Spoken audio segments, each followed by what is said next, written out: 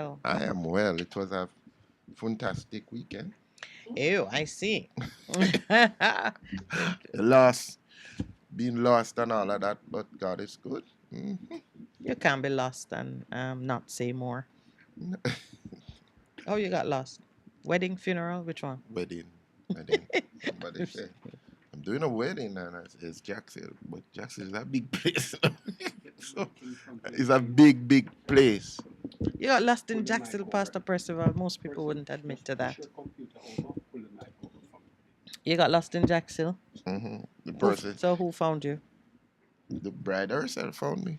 Oh well, hide and seek with the bride. Not high, no, but it was a good weekend. And one of the good things that happened, my my youngest sibling um, graduated from a Bible school at our church, um, Jubilee Worship Center School of Impartation. Where is that? Is that in Jamaica? Yes, it is. It is with it's in Spanish Town on Valdez Road. So a big up to um, Pastor Wayne Palmer.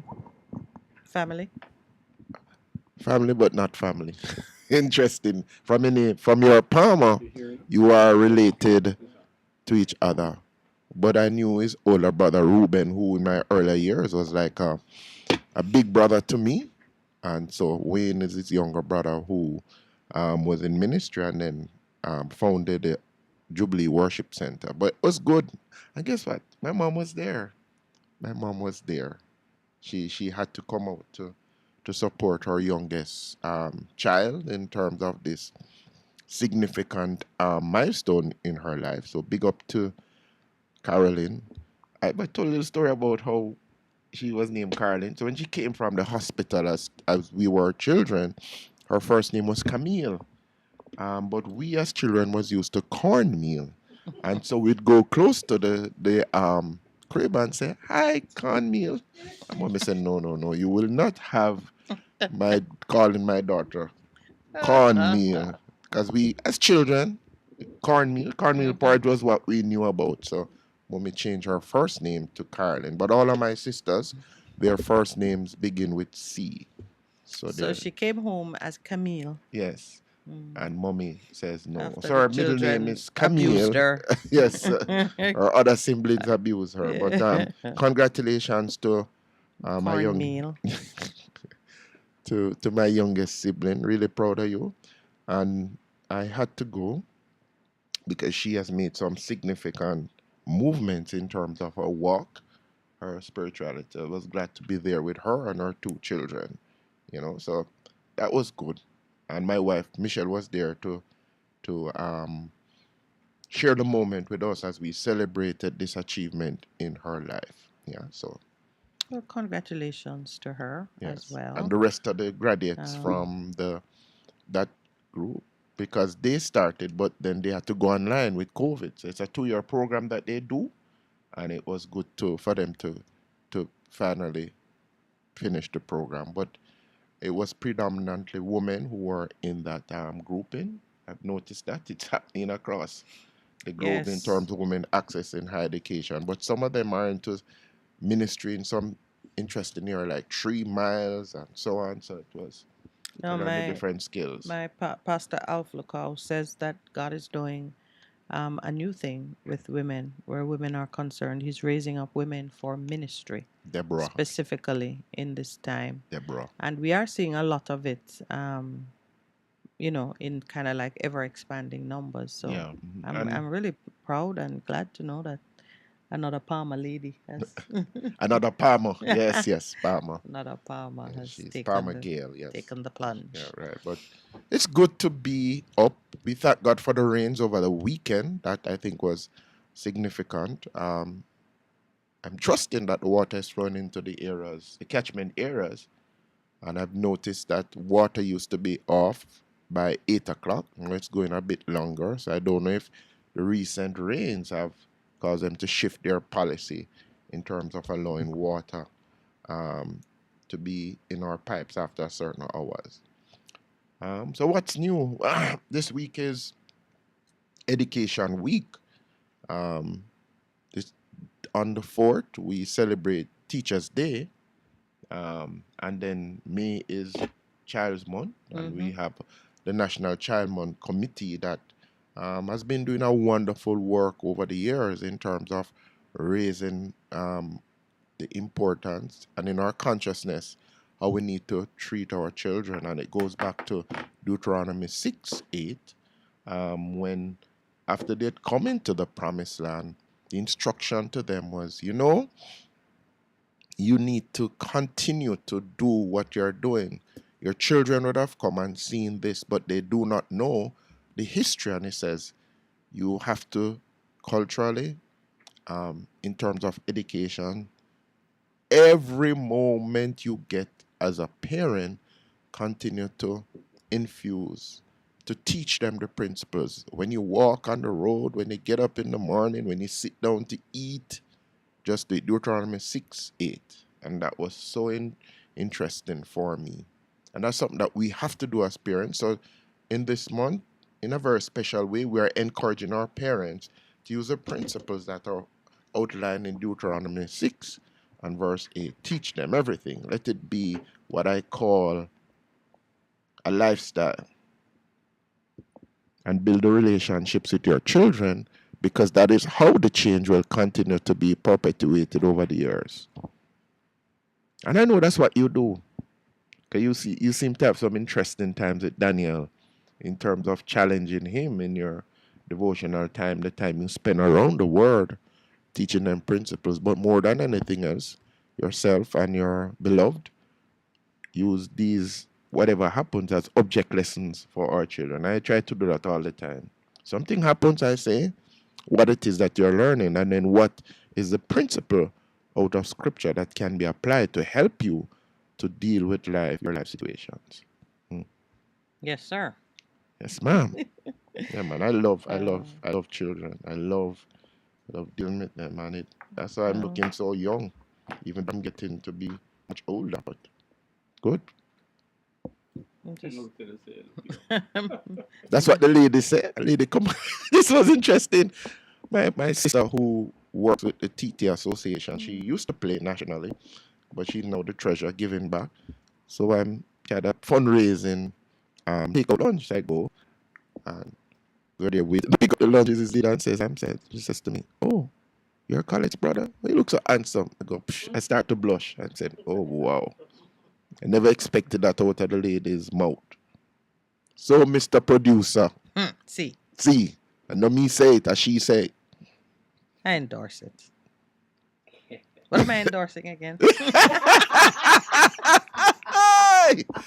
No, boy, you take the cake this morning. Oh, my Lord. Messing with you. Yeah. Adding to your fantastic weekend. Yeah, it was good. Give you a great Monday morning. Monday mornings are not known for their greatness. Yeah, but we Oh, give. poor Monday. Monday could do with a little cheering up. Yes. Yeah, nobody really adores Monday. All right. Yes, Children's Month, and Just listening to you talking about the culture of teaching and imparting and of course loving Yes. our children.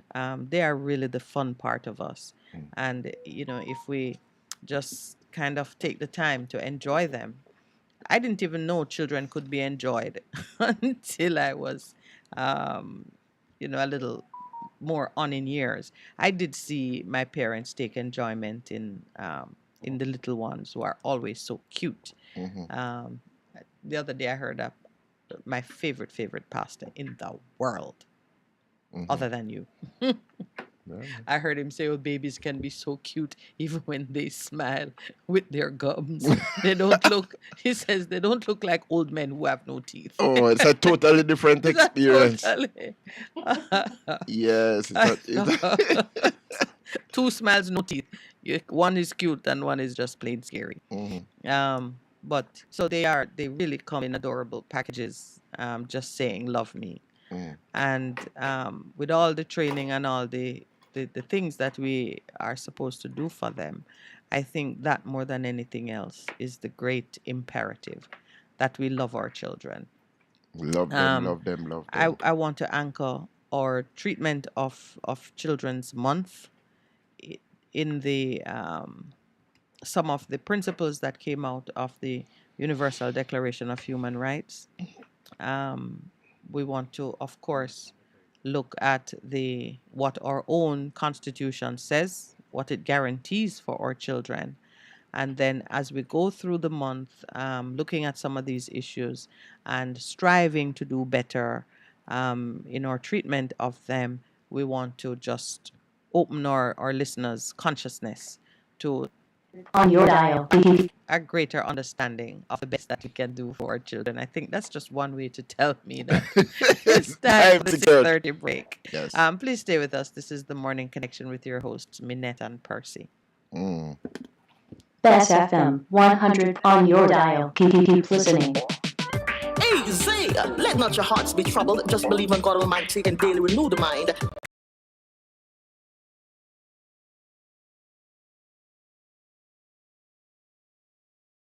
As we live in this time when fake is more valued than real, lies prefer the truth, the unnatural put above the natural. This is Lady Donna, aka Double D Don, with a new song, Almighty Jah, encouraging your people to keep the faith. God will make a way. Get your copy today. It's on all digital platforms. Lady Donna Official on Instagram, Facebook, AsujaRecords.com. For bookings, Asuja Record label at Gmail. Almighty Jah! Half a tree, one and drive, half a tree. Bossy, how you do I take taxi star? Jano, I want to tell you, say, 2 months now, my transmission mash up, and I check everybody and can't hear nothing positive. You hear me? You waste all that time I shop around and never call the experts. Winters Auto have them. Them have over 35 years of experience and them diagnose the problem and get back your transmission brand new. For them service excellent and efficient. Trust me, man. You hear me? Call them at 929-7040 or go to them at 106 Maxfield Avenue, Kingston 13 and talk directly to the boss. Just tell them I'm me, send you. You big star. Yeah, man, respect my boss. Try calling because trust me. Waitrose Auto Spares and Repairs, good afternoon. What a relief. For a better choice in all your electrical supplies, A, authorized 3M dealer and better brand names. B, better service including free island-wide delivery. C, all major credit and debit cards accepted. It's ABC Electrical Sales. Shop number 8, Hagley Park Plaza, Kingston 10. Open Monday to Friday, 8 a.m. to 5 p.m. Saturday, 8 a.m. to 4 p.m. We make your electrical jobs as easy as ABC. Call 754-382-528 or fax 754-3659. ABC Electrical Sales, for a better choice. The Morning Connection is not your usual talk show. We aim to stimulate discussion and chart new paths to self-empowerment. So please join us, Minette and Percy, on The Morning Connection, Mondays to Thursdays, 6 a.m. to 10 a.m. on Best 100 FM. It's good, it's better, but nothing beats. Best FM. Sure. Okay. Yeah, but it was a real great weekend of wisdom. So, hear, O Israel, Jamaica, the Lord your God is only one, the only God. You shall love the Lord your God with all your heart and mind and with all your soul and with all your strength, your entire being. These words which I am commanding you today shall be written on your heart and mind. You shall teach them diligently to your children, impressing God's precepts on their minds and penetrating their hearts with his truth, and shall speak of them when you sit in your house, when you walk on the road, when you lie down, and when you get up.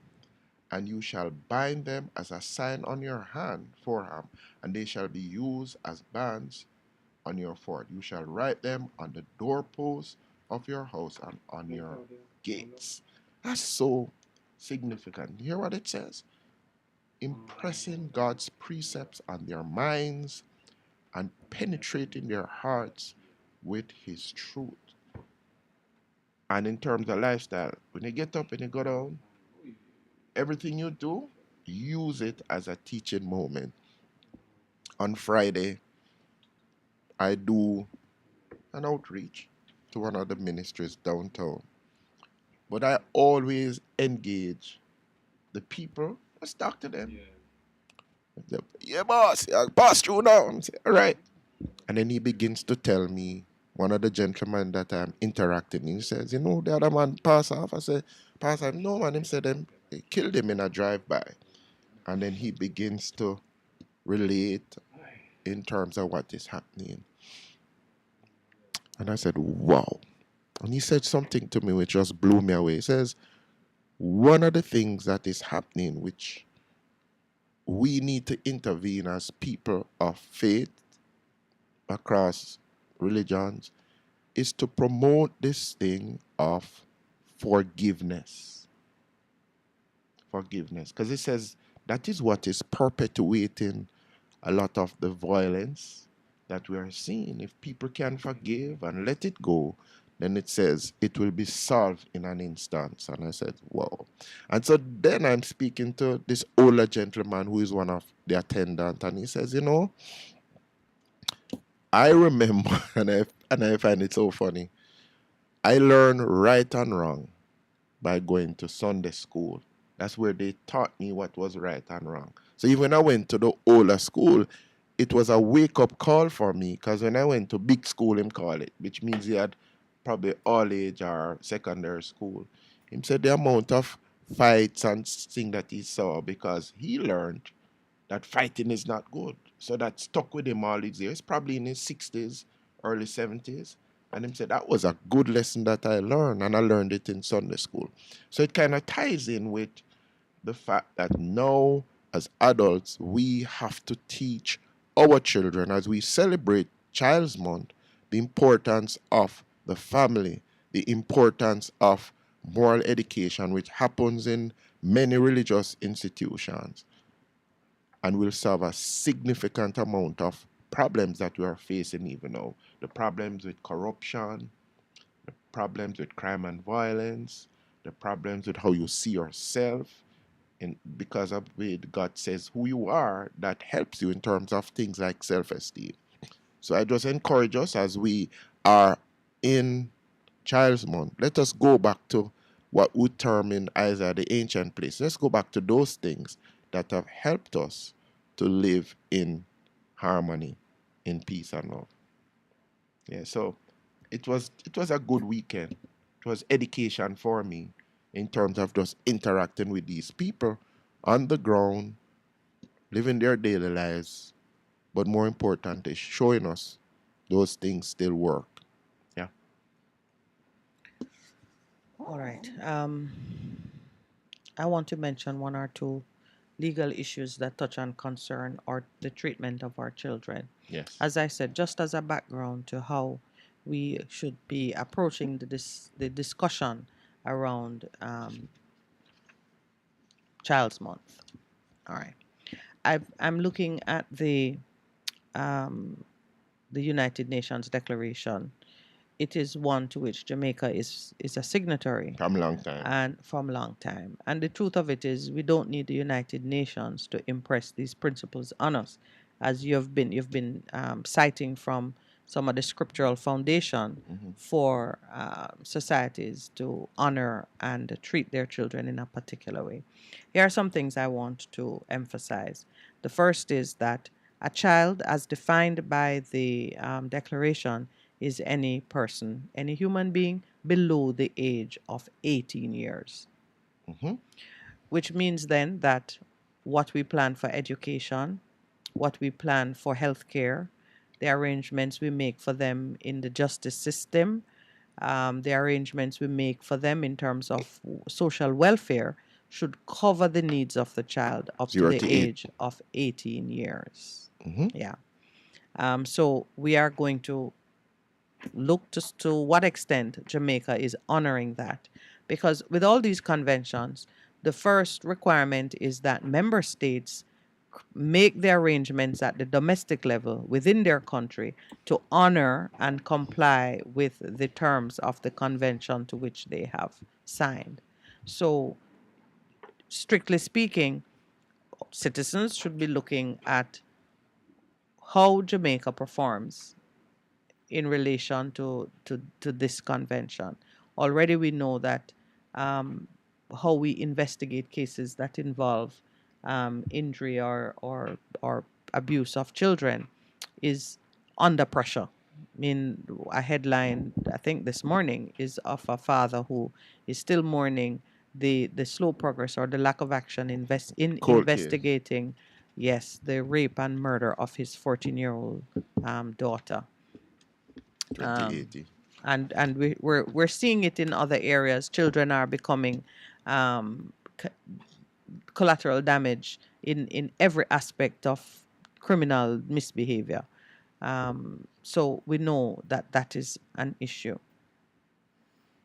So 18 years of age. So we got to look at all of the arrangements we have in place to take care of the needs of our children.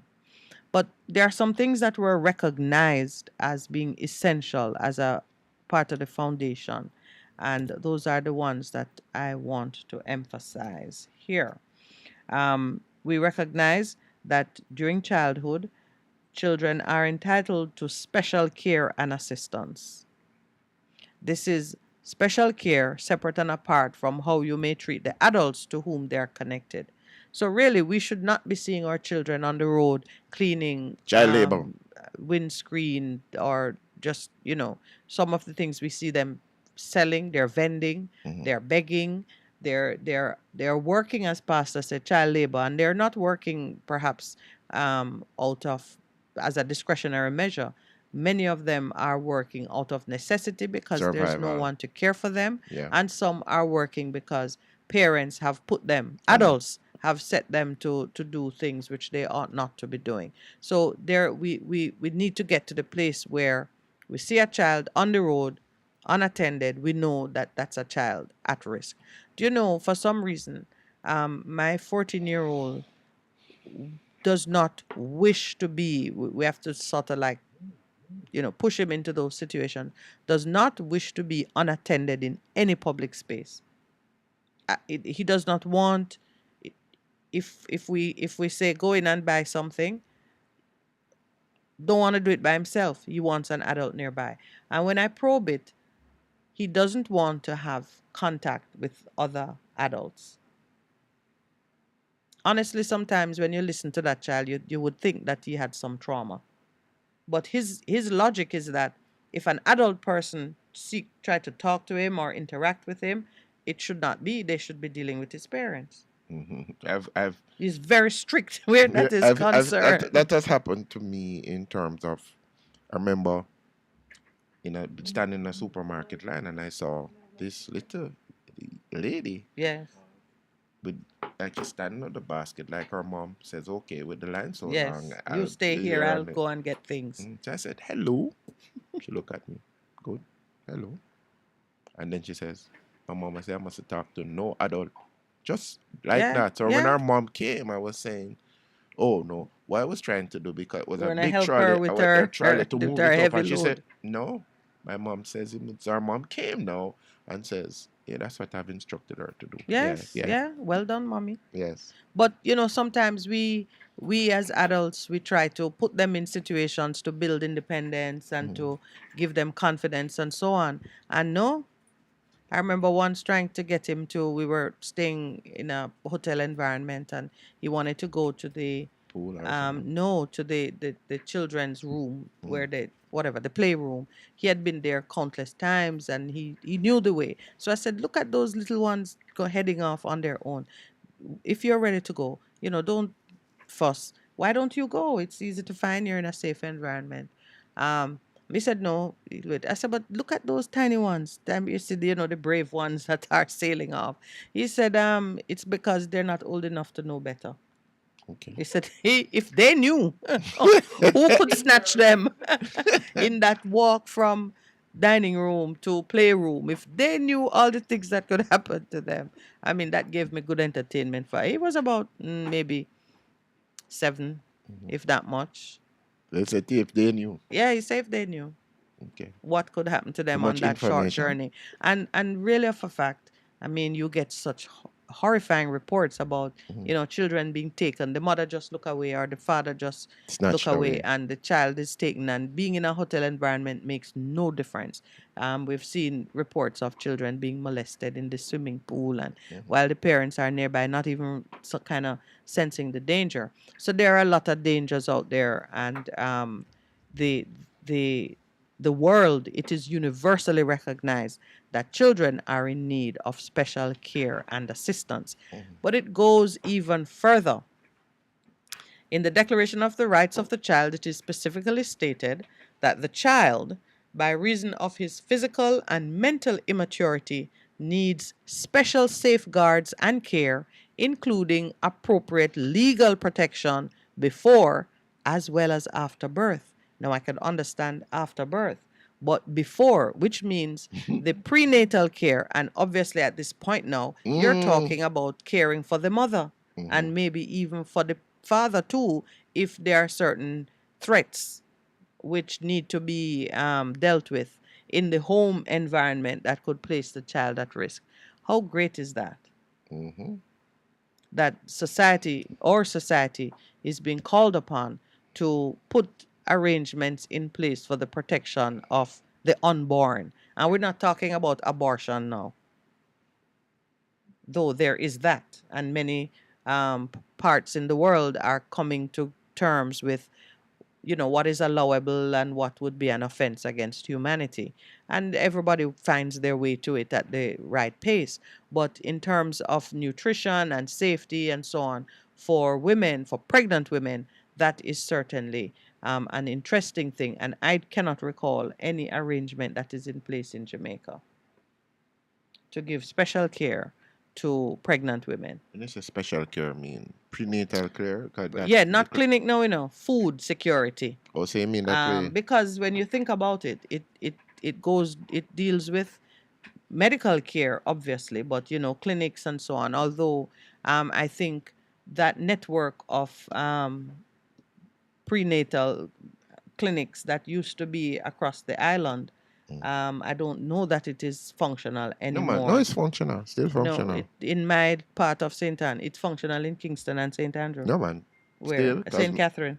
Kingston, St. Andrew, and St. St. Anne, Catherine. because my sister-in-law is a public health nurse, and when she has to literally go out. Well, the clinic that used to be in Barbridge that my mother used to go to, the building all rotten down. Yeah, but It don't exist no more. that building, but I guess they have shifted in terms of how they do it. But I know that she does that in terms of prenatal care and so on. And she says I have to go to clinic here, and she tells me, and she's Yeah, at St. Anne. what has happened with healthcare is that it got skinny down until maybe your sister or your sister-in-law. My sister-in-law. Your sister-in-law I'm a is, sister. your sister-in-law is probably carrying the work of 10 women. Probably.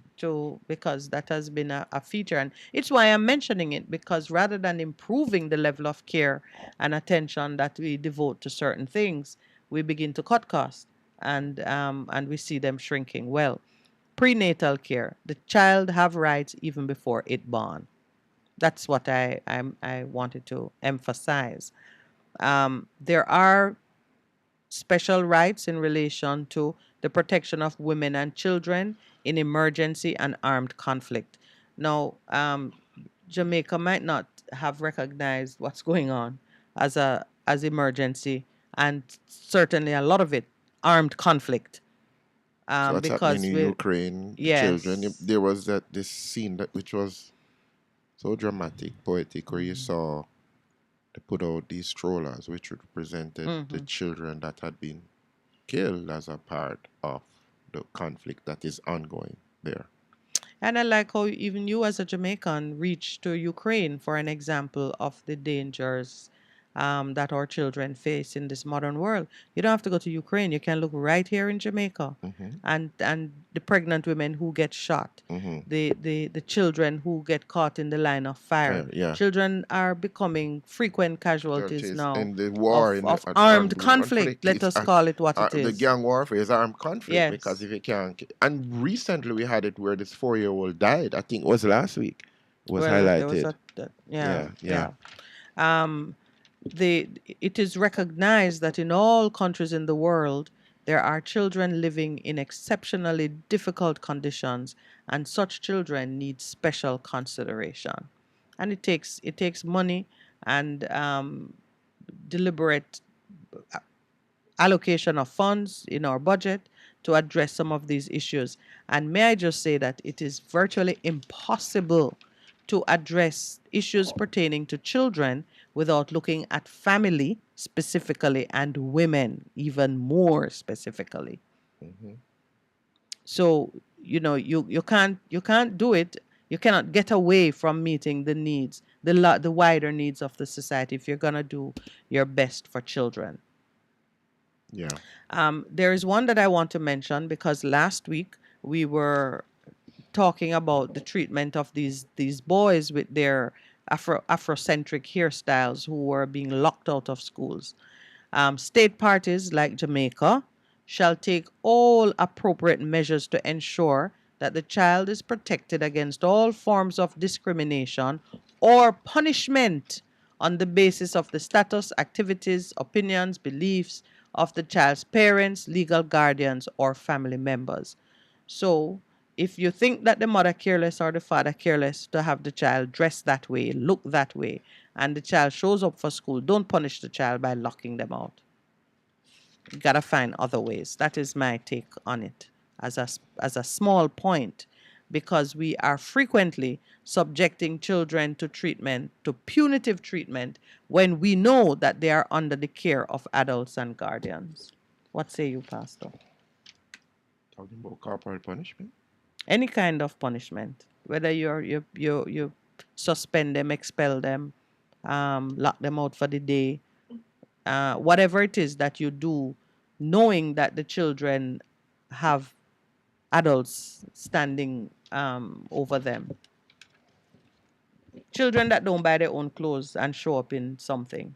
Okay, so you the responsibility you're saying is the adults and not the children. That's your point. And I agree with you 100%. And terms of the deeper convention, niceties. the convention is saying, don't impose punishment or discriminatory treatment on the children based on the activities or opinions, beliefs, whatever, of parents, legal guardians, or family members. But if they have no belief at all. Well, that's why they say activities, because you might not believe in something what you're doing, but you're, So or we we're must hold not it- sure so what you you're believe. are you advocating that we must hold the parents responsible for everything that the child does? Yes, but we Okay. know that it is so. I'm just making it clear. I'm Yeah. just teasing No, out but that point, that we know that it is so in law. Yes. It is so in law. What is interesting is that the age, the convention defines a child as anyone under 18, whereas there are some finer points, like at 16 you can do certain things without parental consent. At 16 is what I know. Well, 13 in law you can be subjected to a certain type of cross-examination or Okay. yeah, but there are some fine Nuances. points, but really, under 18, the parent is who you should be looking to. Because one of the things that is emerging even now in the debate international, this thing with trans.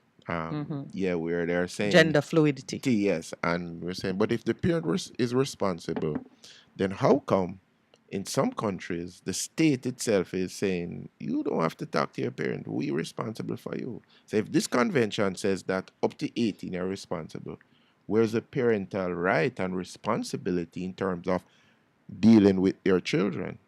Well, when parental control breaks down or becomes in conflict with the rights of the child, because what's interesting about this convention is that although parents are responsible for the children are given rights independent of the parents of adults, so that where there's a breakdown or a conflict, the state can step in and become the parent.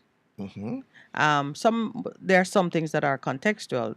The state may have overriding control in certain environments. Like what? Like if you are in school, if you're in a state-funded, operated school, the rules that the state sets in that environment Override the will parent? override while you are there. For some things, disciplinary matters. But I'm trying to. And as you said last week, those are the rules that you sign up to. So there's usually an element of consent for the parents to subscribe to whatever rules apply in that environment. And a part of it is to cede authority to the school, to the teacher, whatever. For a certain period of time. For a certain period of time. Now, clearly, there are some things that you can't turn off at 4 o'clock. The influence continues. Right. And that's why if you look at the convention, it begins by focusing on the need of the need for families and adults to have certain arrangements in place. So children can even know where the line is drawn at different points of the day. When I'm here, I'm under teachers' control and supervision. When I step outside, I am under my parents and I have to remember what rules apply. We do that as adults. We know when we're in the work environment is one thing, when we're at the party is one thing, when we're on the road and the policeman is holding out his hand is another thing. Your freedoms are always interpreted But within where some I ask that specific question, context. because some people are advocating that the child should be allowed to do what they want to do without any redress to the parent in terms of saying you can't do this, like in terms of. Which people are advocating that? Well, I've never heard that one. Okay. It's usually the reverse. A child has freedoms independent of the parent that they can do whatever they feel like while they're still under their parents' care. But it's important. It's something having followed a lot of media. Are we talking about the gender fluidity yes, issue? yeah. Oh, okay. No, so that's a different thing. That's a slightly different thing. Well, not slightly. That's a major different thing, because the issues of identity are personal, and even when a child is still under development, their identity is still personal. You have a distinct identity from your parent, right? And you too have, a certain degree of freedom in terms of expression of self. Where there is a conflict between the emerging child and the parent, there are some parameters for resolution of those conflicts. Some countries have them, some don't, but whether they are, documented to a certain degree of detail really doesn't matter, because we know what the parameters are when we come in contact with it. You want us to run a scenario? 10-year-old girl thinks she's a boy and is put under some extreme what would I call it now, disciplinary action by the parent. That action is going to have a result, because if the child is sufficiently oppressed, the child is probably going to run away. Or if the parent is sufficiently aggressive, they're going to hurt the child. beat it out of them or whatever method it might take. And those actions are going to have consequences in the real world that might not address the gender issue at the heart of the child's discontent, but it is going to address the evidence of the conflict, which would be the abuse or the running away from home. So that child will end up under the care of the state for one reason or another. Now, the state may not have any special treatment for addressing the body dysmorphia, it's called. The state may not have anything in place to counsel or to advise on this issue of gender identity. The state does, but I said it may not. Yeah. But if it does, so be it. They'll take the counseling, and it will run one way or another. You see, but that could talk about. You see, because under Erickson, in terms of the child development, there are about 8 stages, and what it is said, what happens is that at different stages, different things are happening. Now, what is the best environment that will allow for proper development? Is it state control or is it the family? Because that's it certainly is not a family that is so opposed to what is happening to the child that it becomes oppressive for the child. No, but I don't think it's oppressive, because you said you feel that way, but you're working through a lot of emotions. And in terms of psychologically, those things are normal in terms of working. And parents should know that. Right. So parents don't freak out when the child says, I feel like wearing a skirt today. Really? Are you saying that? That parents shouldn't freak out? Yes. Parents shouldn't freak out because the child said that. No, you don't freak out. Parents should know that this is normal. No. But what I'm saying to you, all right, we got the break signal. We're going to return to it because I know that it's important and that it's a source of great concern for many parents. Best FM 100 on your dial. Keep listening. We are ready to move. This is going to be a year of great celebration, and there's much that Jamaica has to celebrate. Hundreds of Jamaicans gathered at White City Studio in the United Kingdom recently for the launch of the Jamaica 60 activities in that territory. A number of specially invited guests were in attendance to help mark the occasion, including Minister of Tourism Edmund Bartlett and Minister of Culture, Gender, Entertainment and Sport Olivia Grange, as well as Jamaican High Commissioner to the UK, Seth George Ramacan, whose voice opened the feature. Let me hold your hand, girl. Let me hold your hand. Oh, clap yourself. Acknowledging the excitement and anticipation of both Jamaicans and people of Jamaican descent in the United Kingdom, Minister Grange promised that this year will be one to remember, adding that the contributions of Jamaicans to UK society would be highlighted during the 60th anniversary or Diamond Jubilee celebrations. As Jamaicans in the diaspora prepare to enjoy a year of special events, Minister Grange called for reflection on Jamaica's journey as a nation. She also outlined that the Ministries of Culture and Tourism have been working to encourage those in the diaspora to return to the island to be part of the local activities. Minister Grange welcomed news that the country has already begun seeing an uptick in the number of visitors as the country anticipates an increase in expatriate arrivals throughout the rest of the year. Though you are thousands of miles away, you have always seen Jamaica as home. And so we welcome you home for the celebrations. It's going to be 1 year of celebration, 60 years, and we're going to spread the joy throughout the year and celebrate. We want to invite you home. For his part, Minister Bartlett celebrated the fact that the number of British tourists to Jamaica is already getting back to pre-pandemic levels.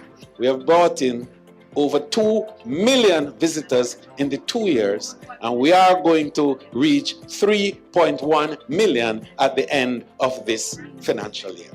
He added that with the increased airlift and the removal of COVID-19 travel testing requirements, 2022 is expected to be a year of recovery. Since you have opened back, February is the best February ever in Jamaica's history with UK visitors. In 2019, we had 16,000 visitors from the UK for the month of February. In 2021, as we recovered, we had 15,000. And this February, 18,000 British visitors came to Jamaica. Minister Bartlett also called on members of the diaspora to continue making tangible contributions to the development of the Jamaican economy. I want you to participate fully, not just with remittances, but with hard investments in ideas. Work with us to cultivate ideas, invest in ideas, hone ideas, culture ideas, and most importantly, convert ideas into material goods and service with a price. In the meantime, the launch featured several British Jamaican performers who will no doubt be involved in this year's activities in the UK. They included Carol Thompson and Betty McLean, poet David Nita, and saxophonist Lascelles James. A series of activities will be staged across the UK over the next few months, including church services and expos in celebration of Jamaica 60. Many of the activities have been planned to coincide with the staging of the 2022 Commonwealth Games in Birmingham from July 28 to August 8. The global celebration of Jamaica 60 is being held under the theme Reigniting a Nation for Greatness. Download the Reggae Jamaica mobile app to get event updates in Jamaica and across the diaspora as the year progresses.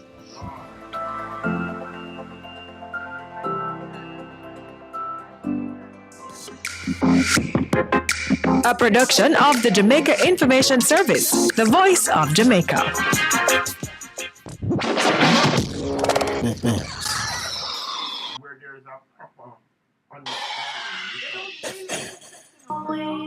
What should a taxi service do for you? On-Time Taxi Service is more than just a ride to the other side of town.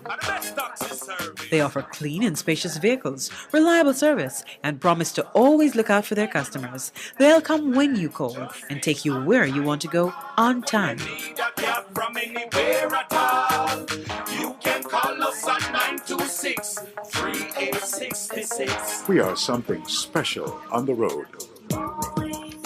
For a better choice in all your electrical supplies, A, authorized 3M dealer and better brand names. B, better service including free island-wide delivery. C, all major credit and debit cards accepted. It's ABC Electrical Sales. Shop number 8, Hagley Park Plaza, Kingston 10. Open Monday to Friday, 8 a.m. to 5 p.m., Saturday, 8 a.m. to 4 p.m. We make your electrical jobs as easy as ABC. Call 754-3825-8 or fax 754-3659. ABC Electrical Sales, for a better choice.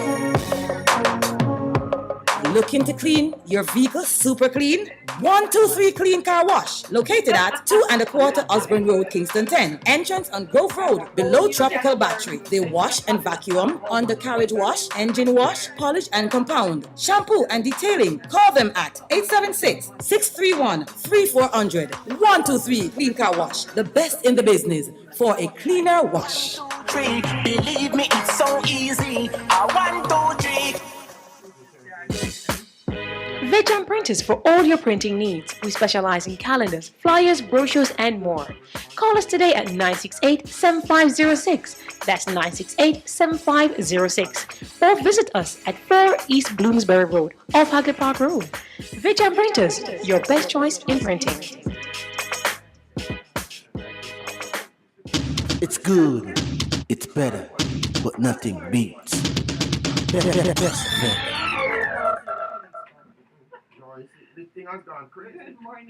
Good morning, and welcome back to the Morning Connection. Did you hear Pastor Percy use the word crazy? It's because here we are looking at how the rights of the child and the responsibilities of the parents run, meaning to say, do they intersect? In my view, they never intersect. The parental responsibilities are there based on a separate principle of law and morality, ethics, whatever, though they are founded in a different place. The rights of the child emanate from the child's independent existence as a human being of value. And those rights, as we are learning, begin even before the child enters the world. Even though Where does life begin? I, as a human being, Mhm. my belief is that anything that is inside my body is mine. Okay. Anything that Even is though science inside still my is an body is mine. independent being, even though It's not independent until it step outside. And when we now seek to give effect to this recognition that the child has certain rights even before it is born, we now have to consider what are those rights and how do we enforce them? Because if I decide I'm not eating properly, let's say I have a choice and I can afford to eat properly, but I decide that I'm just gonna eat junk food. Can someone force me? Who could force me to eat healthy meals? Or do you have a different situation? If a pregnant woman is, indulging in drug abuse and so on, then there might be some way that the state can intervene because those activities might include breaking the law. But if she's doing it in the privacy of her home and hiding, who can interfere? Some things are impossible to police depending on how the activities are conducted. But just the recognition that children have these rights and these rights are known, it is at least one step closer to society being educated on how to respect those rights. Yeah, but Because with education, I can know that, listen, this child is going to be an enormous expense to me when I have it born with all kinds of nutritional defects and maybe even health defects. Some of these things are not enforced as a matter of law in a punitive way. They require education and training and proper social intervention because to maintain that balance between the two competing interests, it cannot be done punitively. and punitively never really works out, does it? No. All right. So the No. question now Yeah. is, where do we reach a balancing act between the rights of the child and the parental responsibilities to it? Yeah. And so that really is what we need to come to a solution with. Yeah. My brain work, because we can talk all of these things up there, but for the man in the street, the man who has not been exposed to these levels of higher reasoning as we have done, Yeah. how do they resolve that? Because you have to give them a blueprint for Well, how I'm gonna borrow from the convention again because these are not new ideas. Convinced that the family, as the fundamental group of society and the natural environment for the growth and well-being of all its members and particularly children, should be afforded the necessary protection and assistance so that it can fully assume its responsibilities within the community. So it starts with families having a certain level of priority in how we build communities and how we move on a social plane. So that's one we're gonna come back to it because But that just done our argument. yes, but they Argument go a done. little further, recognizing that the child, for the full and harmonious development of his or her personality, should grow up in a family environment in an atmosphere of happiness, love, and understanding. But I agree with you, but I'm Yeah. saying So those two, no, I'm what I'm saying to you is that Jamaica, for example, in confronting that issue, has agreed with the statement in the Declaration of Rights, which places the family as the cradle and says that the family as a unit, as a part of society, should be Building block. given the necessary protection and assistance so it can assume And its support. responsibilities. And support. Yes. So what that mean now? It means that when we find a family squatting on the bank of the canal or the river, we don't just displace them and throw them and don't care where they go and if they And what stay about the together children, or right. we have a care and concern for how families are housed, separate and apart and above how we look at how individuals are housed. So if you find that there is a family that is in squatting situation, you have to make some direct and specific provisions because it's a family. You don't break it up, You don't say, well, no need to find somewhere to go, and we don't care if it is under the bridge and those things. When we see those situations of need as a society, we are supposed to give the necessary protection and assistance so that families can carry out their responsibilities within the community. If we know that children are in a home where only one person is working, or Support. or maybe nobody's working, Mm. you make sure, because families that can't afford to buy food and to cover the basic costs of living place the children at risk. That's how you end up seeing the children having to go out and beg and work. So this is saying that's a commitment. That's a That's a foundational commitment we principle. make. And to the question you were asking, state or parent to look after a child, it said that the family is The the first natural place. environment for the growth and well-being of all members, and I must particularly say that children. is what Child Care and Protection Family Service. That's what they do before they take away a child Yeah. from their home environment. They do whatever is necessary, but when it becomes it not really working, then they remove Mhm. the child. So Yeah. they practice that in principle in terms of how they carry out their mandate in terms of child care and protective services. And then now they talk about atmosphere of happiness, love, and understanding. What defines happiness? What defines love? What defines understanding? Go ahead. We just All right. Well, sadness define happiness. Anger and hostility define love.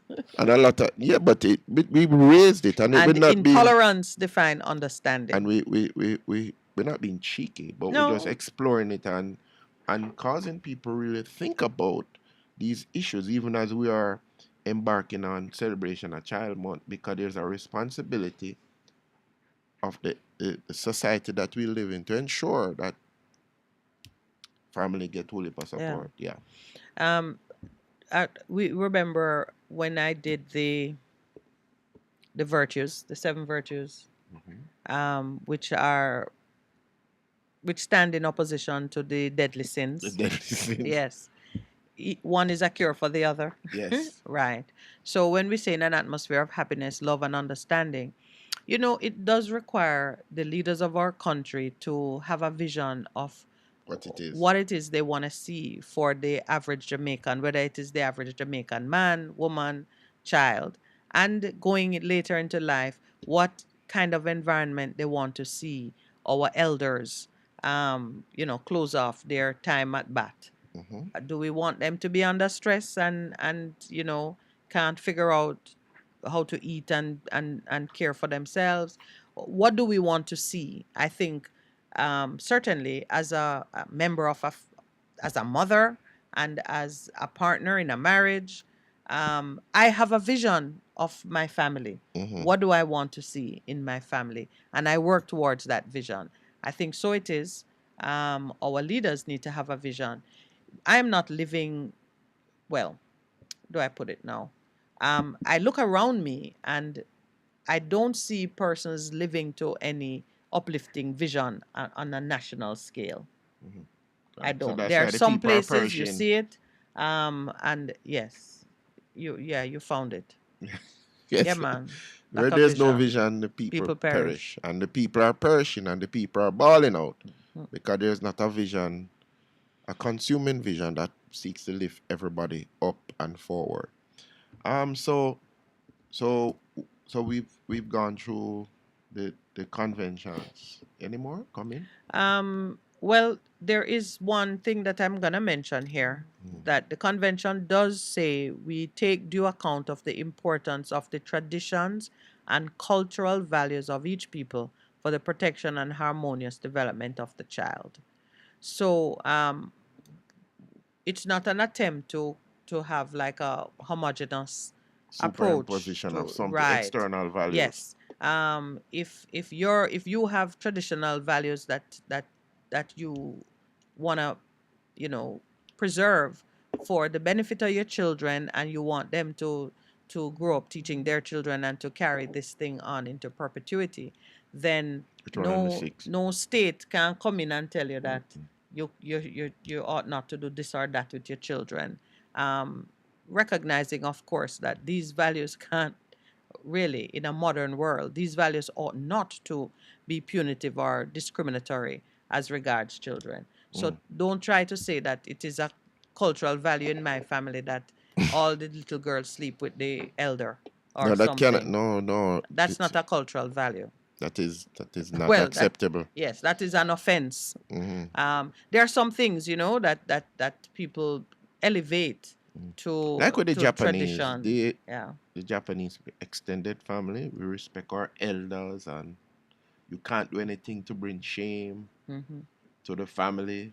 Yeah. And some of the time that operates to So we're Japanese. the detriment. I respect my elders, and I will not. No, I'm say just my saying. No, family. I just reflecting on it, Yeah. because I was watching a movie on the weekend, in terms of a young lady who had been raped, but in her country, rape brings shame, and she came to the West, and the same thing happened, and she ended up killing her husband and the two men who perpetrated it. And Oh, that's the movie. yes, the Oh, movie. Yes, it's a movie, and I'm saying, You wow. did have a fantastic weekend.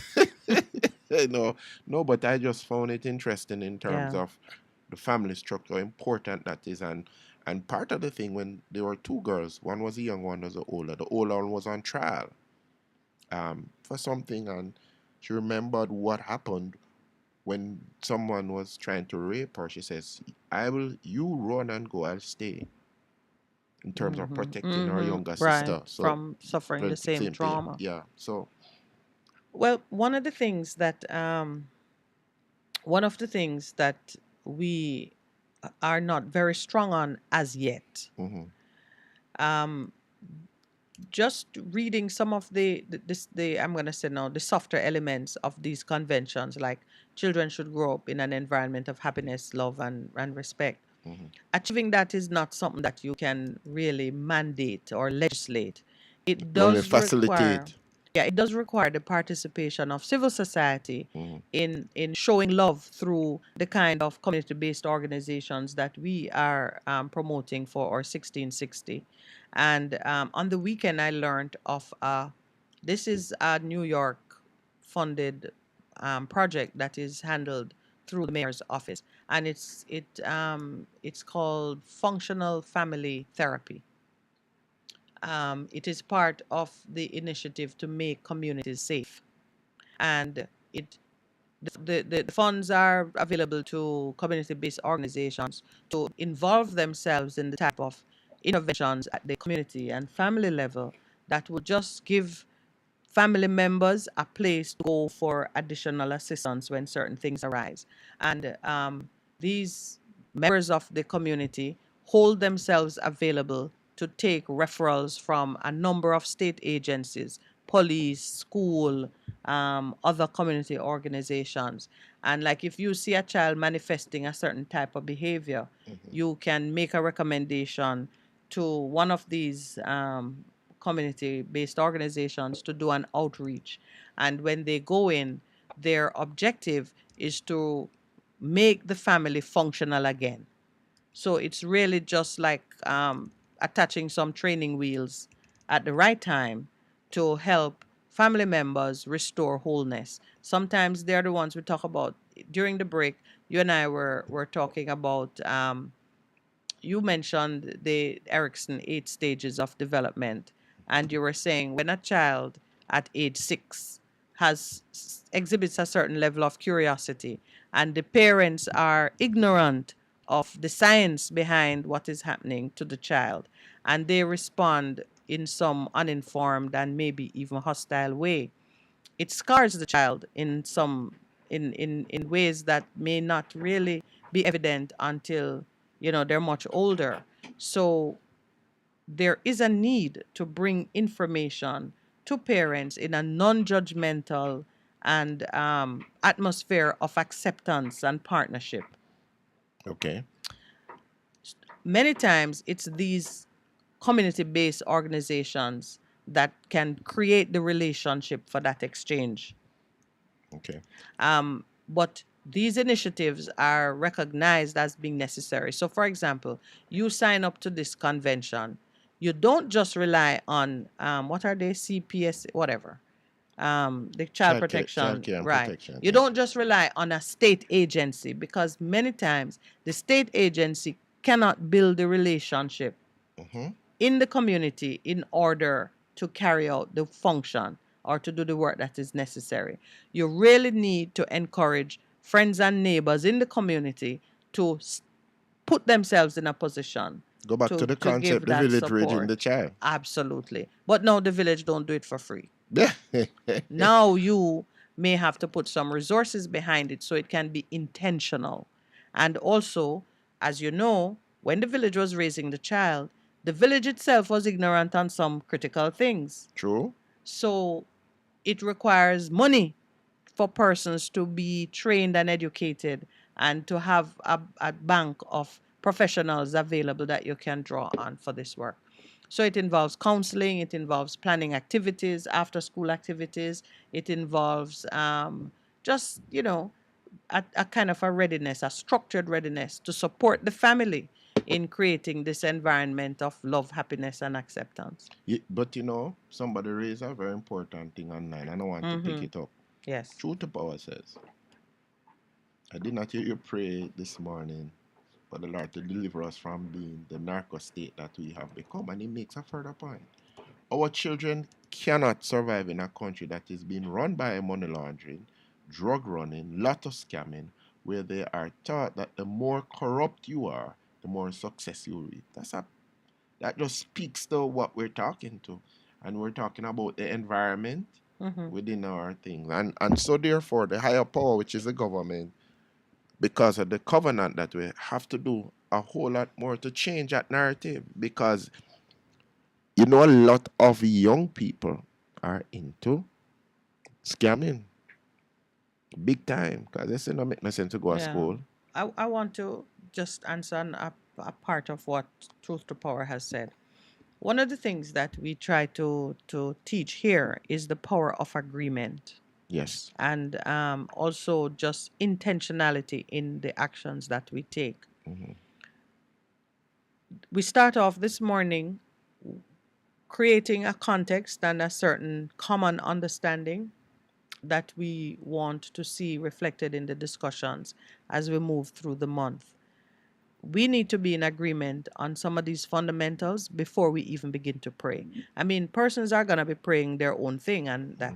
But when you are going into corporate prayer and when you are trying to focus everyone's efforts and attention on a particular subject matter, it is best that you arrive at agreement on it so that when we pray, we are really pounding the doors of heaven with the same thing.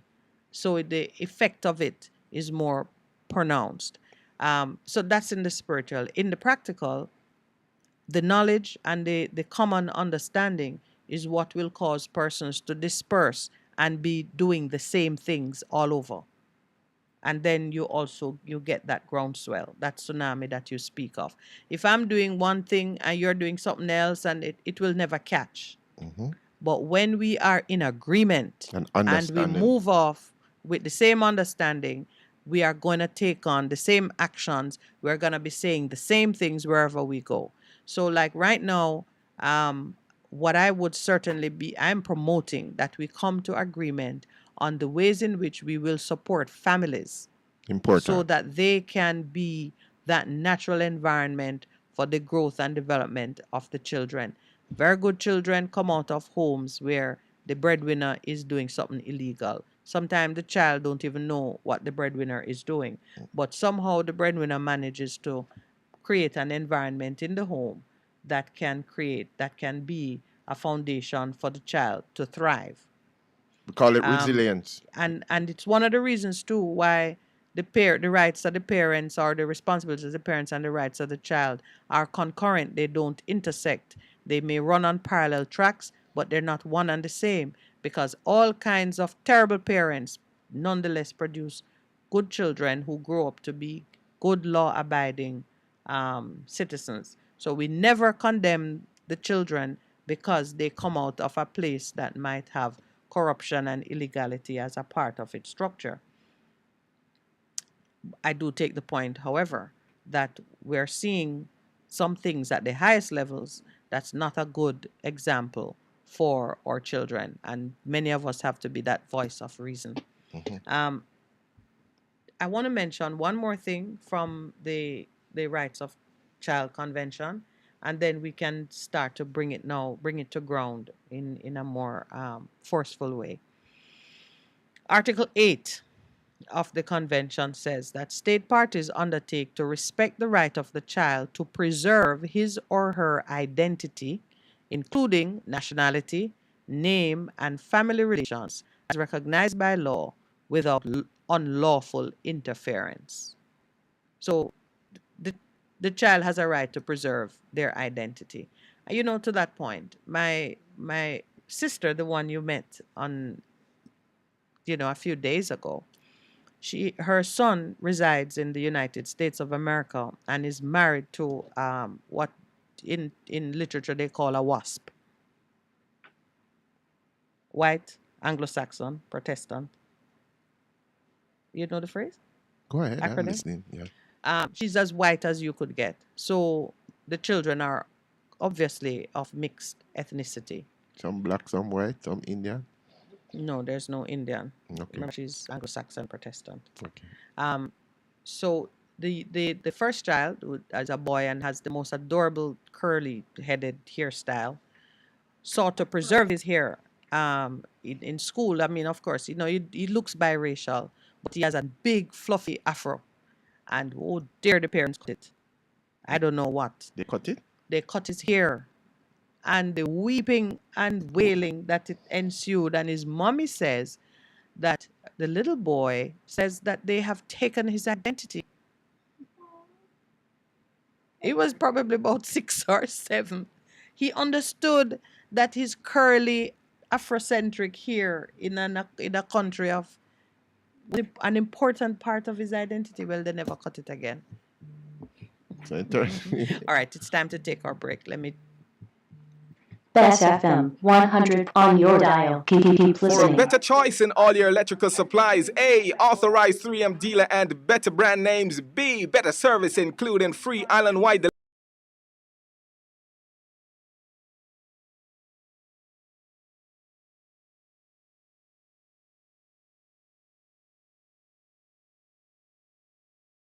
delivery. C, all major credit and debit cards accepted. It's ABC Electrical Sales. Shop number 8, Hagley Park Plaza, Kingston 10. Open Monday to Friday, 8 a.m. to 5 p.m. Saturday, 8 a.m. to 4 p.m. We make your electrical jobs as easy as ABC. Call 754-3825-8 or fax 754-3659. ABC Electrical Sales, for a better choice.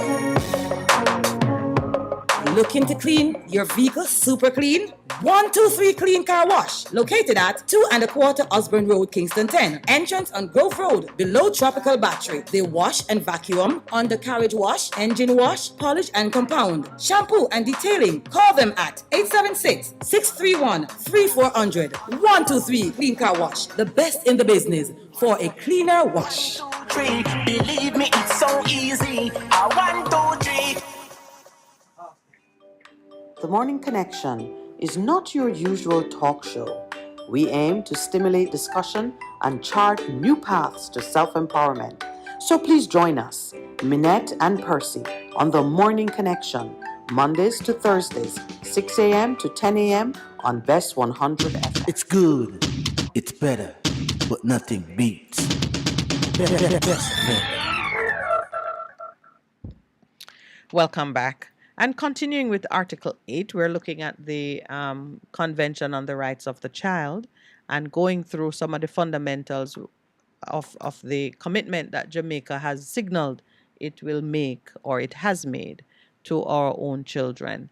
We were I just mentioned the respect that we need to have for the right of the child to preserve his or her identity, including nationality, name, and family relations. Those are recognized rights. Where a child is illegally deprived of some or all of the elements of his or her identity, state parties shall provide appropriate assistance and protection with a view to reestablishing speedily his or her identity. What do you think that means? Child is illegally deprived of some or all of the elements of his or her identity. Don't like Mighty Diamonds. They provide appropriate assistance No, and protection. where did we lose our with a view to identity? reestablishing But speedily his or her you're identity. you're So let's think of even Rasta children in police custody or in state care. and the Cut their locks and so on. or tell them they can't do whatever rituals might be involved in their But in worship. state custody and thing, your the rights are taken away, not true? When you're in, No, not all your rights. you can still practice your religion and them Of things. course, Yeah, man. I yeah. just asking. Yeah. Your movement is liberty of the person is- might be affected depending on what kind of facility you're in. But for children are not. It's not usually liberty of the person that is affected. It's care and control. Even if they're juveniles, it's still care and control.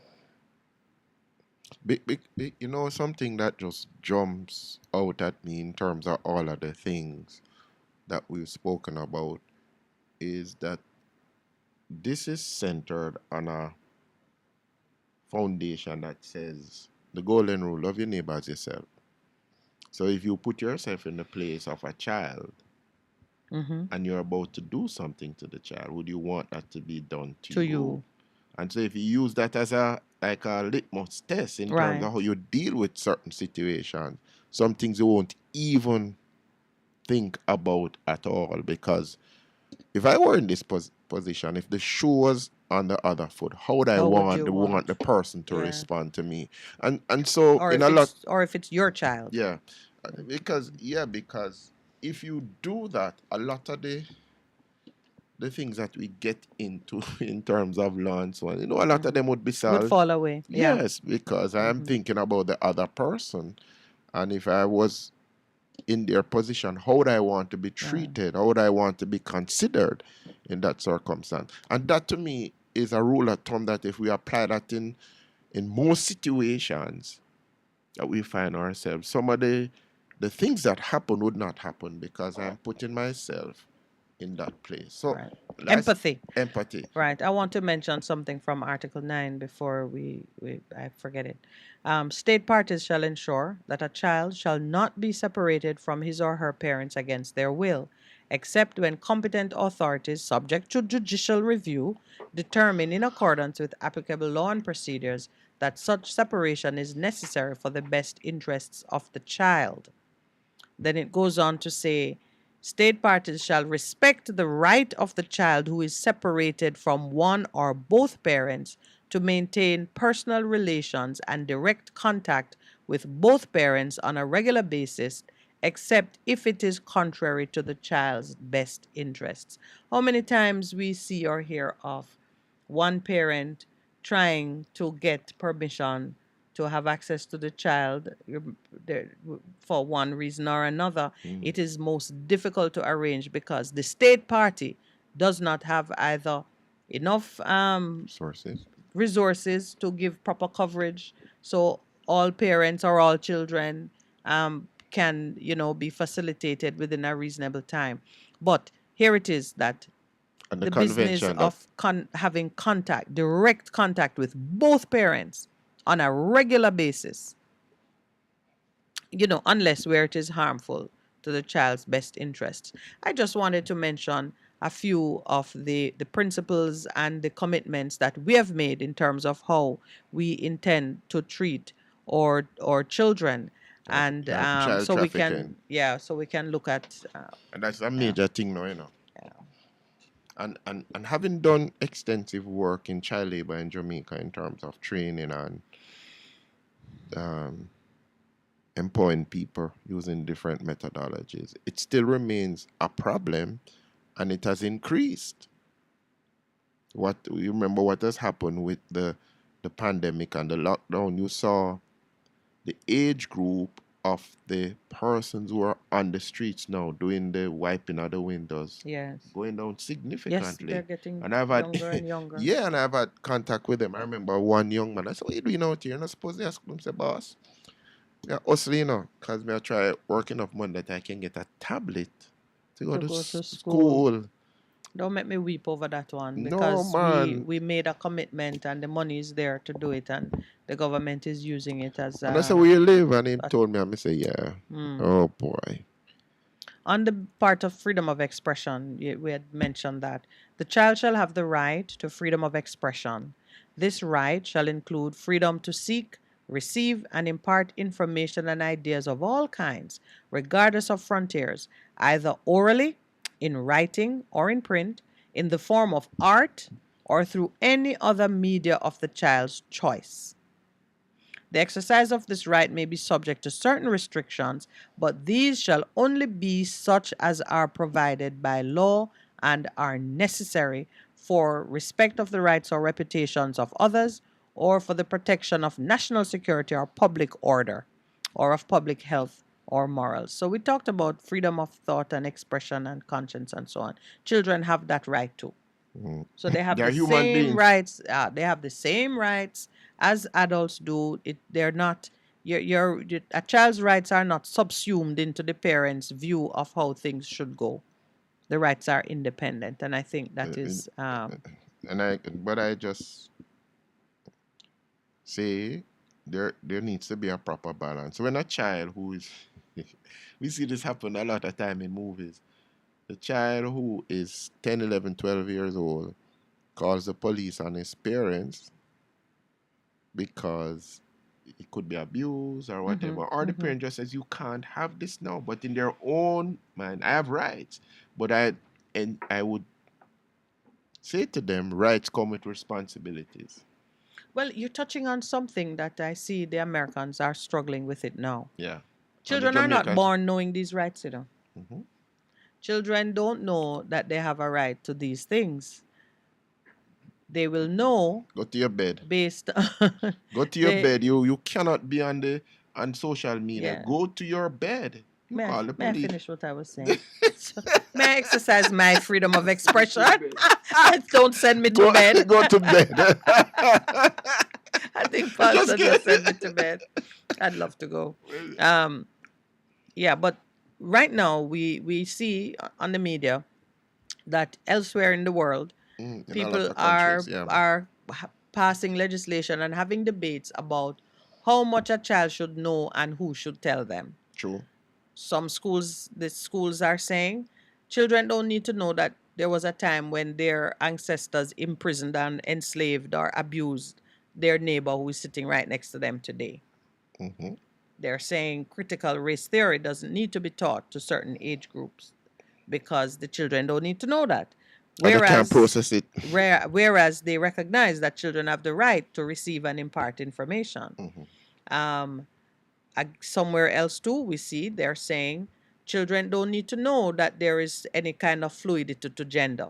They don't need to know that there are different types of sexual orientation and different family structures and so on. They don't need to know that it may be confusing for them before a certain age. Yeah, that's So the point. Yeah. because the debate was raging such, legislation has been proposed in some societies to handle who does what when.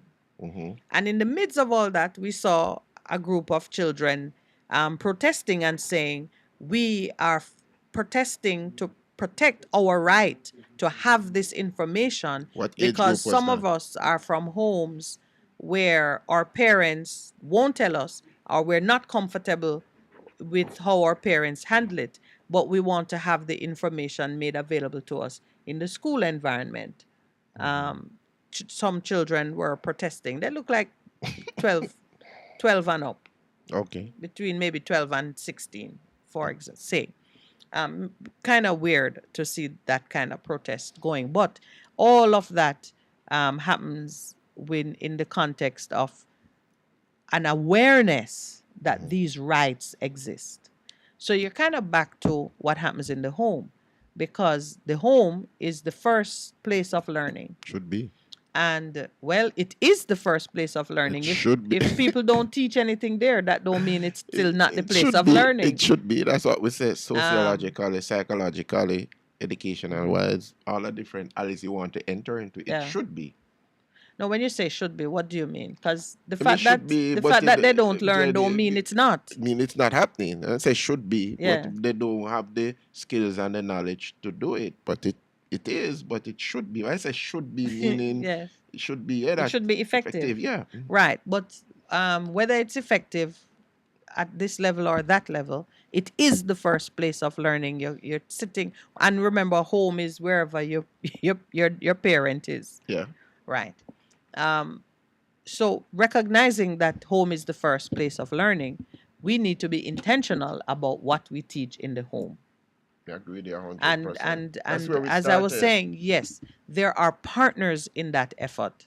The church is one such partner. As a older man told me, I learned about right and wrong when I went to Sunday school. Yeah. So the church is a Or the partner. Sabbath school, yeah, man. And obviously the extended The family religious, I would say not the church, but the religious fraternity. yeah. Yeah. Where it learn the values and the morals of a society, because that's where it really begins. But if people don't know them way, if people don't know anything, what gonna happen to them? The blind leading the blind. Yeah, which is a problem. I wanted to, sorry, No, go ahead. I wanted to just highlight something as we talk about our children and research that has been done in the States, but we use it here in Jamaica. It speaks about the developmental assets for adolescents, that's age 12 to 18, which is a major part of where our children are. It speaks about the internal and the external assets. 40 of them. Ooh, holy.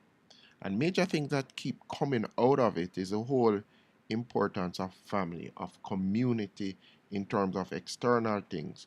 Support, empowerment, boundaries and expectations, those are the external. And then the internal speaks about commitment to learning, positive values, social competencies, and positive identity. And in all of these things that you're seeing, family, community is a crucial thing that helps our young people to thrive and to overcome in spite of adverse circumstances, the resiliency that our children have despite all of those things. And they found a simple thing like having a meal together, whatever it is, that our young people just get to talk, and that's where you get to know your children are. And it protects them against things like early pregnancy, drugs, that kind of a thing, truancy. So the family and community is very important in terms of helping our children to overcome. I have a list of 9 things that I want us to touch on. These are the things which were which held from Thursday right up to this morning. The first one is a big one for me because you know that I have a relationship with the British Virgin Islands, and I say Yes. good morning to our listeners there. And our little friend who was the young lady who... Oh, Miss Hodge. Miss Yes, Hodges, Miss yes. Hodge. Miss Hodge. Who got her sneakers signed by Shelly Ann. Yes, I don't know why you multiplied her and call her Hodges. Oh, it's Hodge. Oh, I'm sorry. It's Jamaica love put S It's on on names. everything. James. James. Samuels. Yes. Anyway. Lowells. So, many Lowells. Curtis. Yeah. Purses, you know that enough purses I have. I bless you with wealth in your many purses. Yes, man. Right. So the BVI premier was arrested in the United States, drug and money laundering charges. The affidavit supporting the court action reads like a movie. Entrapment. It is it sounds like Buju Banton and then some. Okay. Because it went into. Nevertheless, legal issues aside, what has occupied my mind is this decision by the monarchy, the same monarchy that Jamaica have, Take it back. You can't manage to yourself. return them to direct rule on the basis that the corruption and misbehavior requires severe adjustment.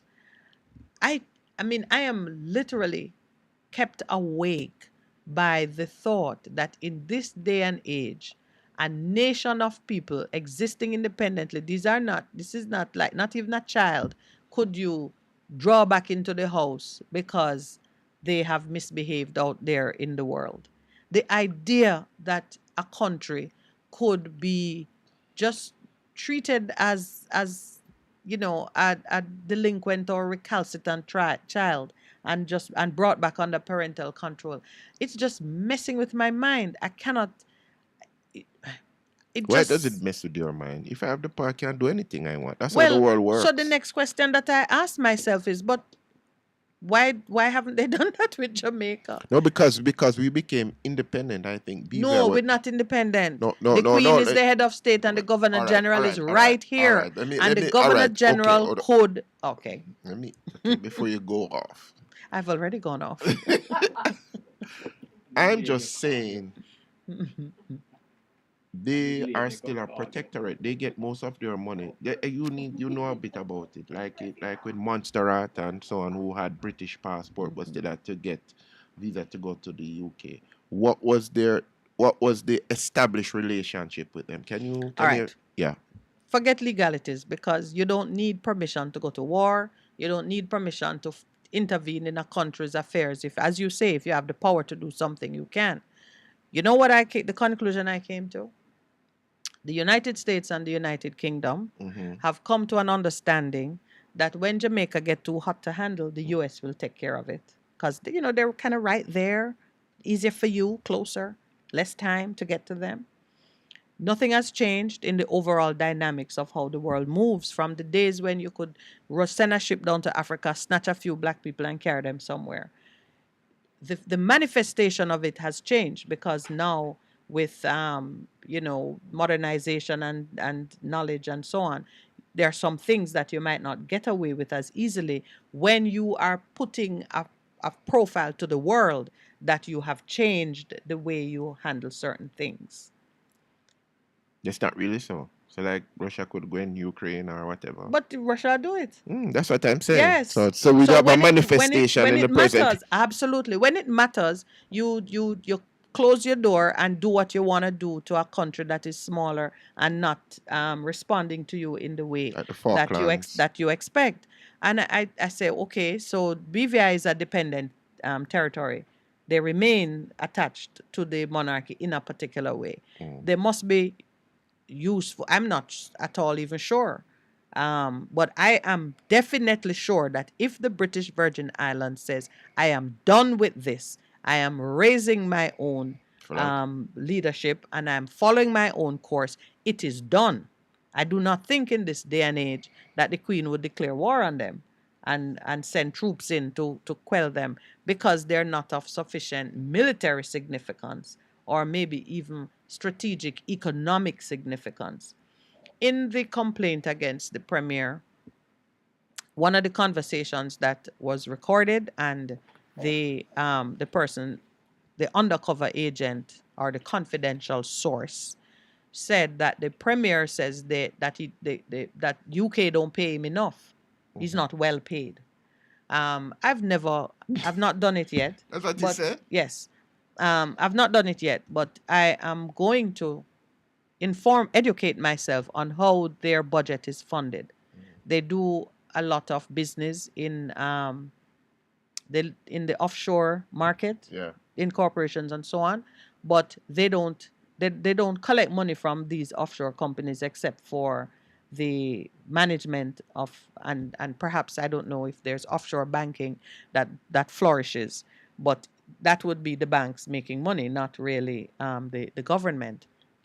So there obviously would be some cash implications. But you know what? There are smaller nations in the world that have flown their own flag. And I think the British Virgin Islands should seriously consider that it is time.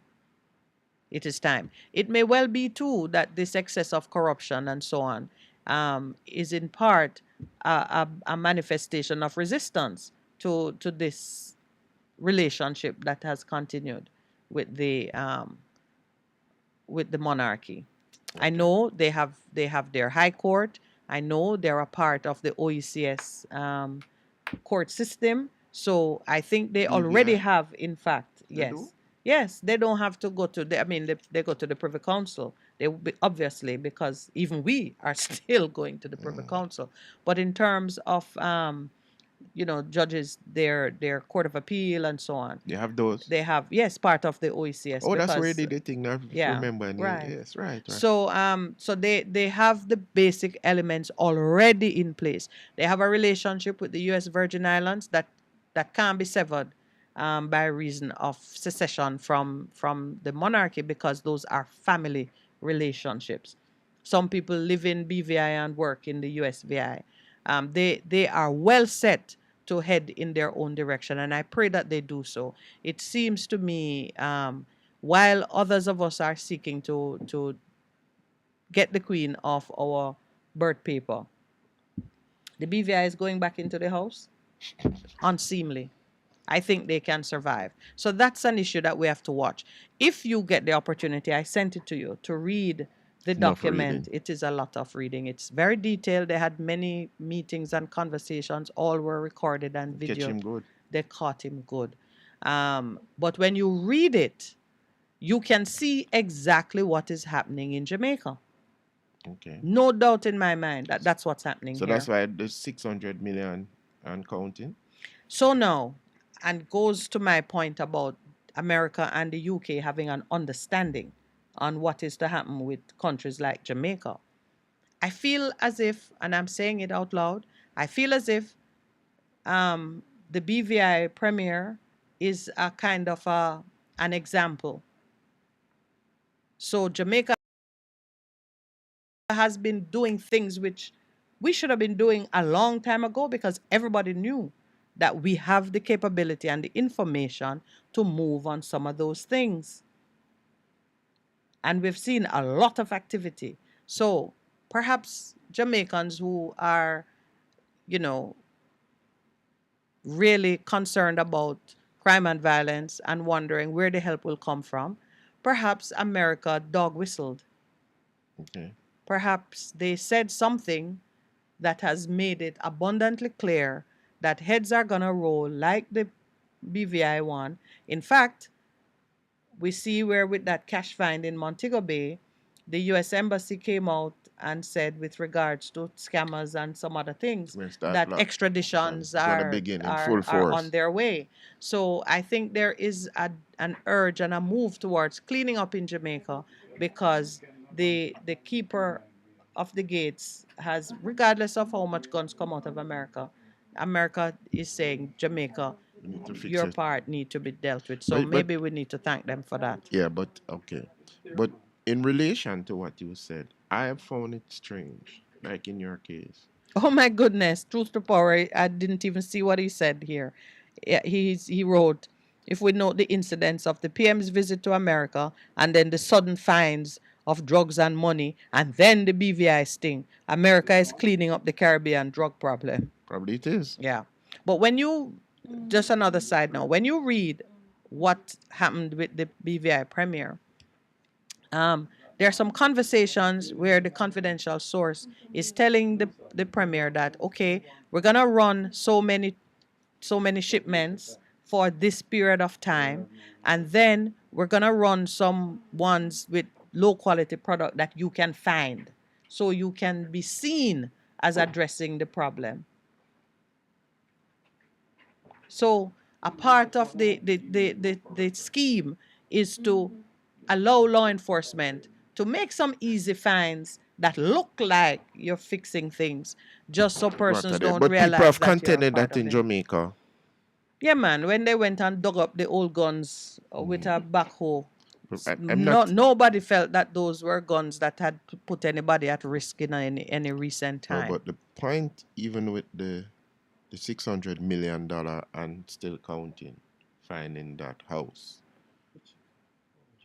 Jamaica. Yeah. People say, but why not name the call it? Mm-hmm. Ah. Why hasn't And they haven't even said anything about why. They didn't even say it's an ongoing investigation, so we're not. They're just silent businessman on was the found and businessman, then- yeah, so where and is that? another person, and so on and so forth. When poor Lowell and I were put in a person of interest notice, even before any attempt was made to find us. Oh boy. The world not level. Okay, there was a report that there has been a fall in unemployment to 6.2%, Levels not known in the last, like I think they had said 10 years. Yeah, but And the question which immediately arose in the article was, is this a genuine fall in unemployment? Or is it contrived? Or was it contrived? You know, and you see, I have great respect for the civil servants who do this. Yes. And this debate has continued. The minister going and think, wait. No, man, the article said we have to relook at the definition of employment. Right, that's where I was going. That's where I was going. That's where I was going. Because if you said it has fallen, but a lot of people have just decided not to be a part of it and just get fed up. No, and you see it. So I'm not going to get into that debate about is it really so? Because all the people say, well, I think whoever was writing it said, but when they look on the corners in all the places that they frequent and where they work and have ministry, the numbers have increased of persons with nothing to do. That's what I'm saying. Doing nothing. Because some people have just stepped out of the farm and said, me nobody looked at them, I do me hustling. Yeah. That's what has happened. Right. So I think this review is similar to the voting pattern in the last general election. People just not bother participate or be honest, and it's obvious what's going on out there. Can we see it all the time? Yeah. And then the Jamaica Civil Service Association has accused the finance minister of bad faith. He has been accused of eliminating benefits, employment benefits, while negotiations are incomplete. We know most notably that the concession for motor vehicles is amongst them. This is not a good thing. And the guy who is presently head of that says, the first time he know about it is when it came out in the media. And then, wow, we're just warming up. But anyway, come to the break. At number 3. It's time for the break. Yeah, but we need to go through these. Remember, we got Royal James. Them talk about plantation. Best FM 100 on your dial. Keep listening. Hello, I'm Debbie Russ with the BBC News. Israel's Prime Minister Naftali Bennett has denounced as a lie claims by Russia's foreign minister that the Nazi leader Adolf Hitler had Jewish roots. His comments follow remarks by Sergei Lavrov on Italian television. He'd been asked how Russia could claim to be trying to denazify Ukraine when President Zelensky is Jewish. Here's Mike Thompson. Mr. Lavrov responded by saying he believed Hitler himself had Jewish blood, before adding the view that some of the worst anti-Semites are Jews. Israel's Foreign Minister Yair Lapid said Mr. Lavrov's insinuation that the Jews murdered themselves in the Holocaust was the lowest form of anti-Semitism. Russia's ambassador to Israel has been summoned to hear a denunciation of Mr. Lavrov's remarks. Ukraine says at least one more round of evacuation is needed to get several hundred civilians out of the Azovstal steelworks in Mariupol, where Ukrainian fighters are still holding out against the Russian siege. A group of about 100 people left the plant on Sunday in an operation led by the UN and the Red Cross. The Director General of the Steelworks has been telling Ben Brown how its construction helped the people while they were sheltering there. They put in the Soviets' bunkers underneath Azovstal, and then the Ukrainians, after 2014 and the Russian aggression in the east, decided to reinforce those bunkers. They have all the maps of that, and they've been helping the fighters ever since the beginning of this war to understand that network of tunnels and bunkers.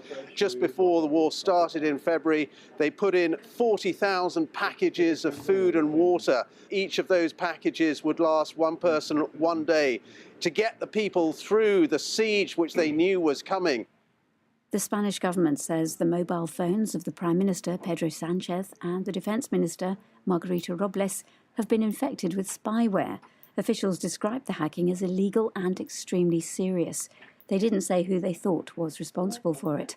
The phones of other ministers are being examined to see if they're also infected with Pegasus spyware, a product which was developed by an Israeli company.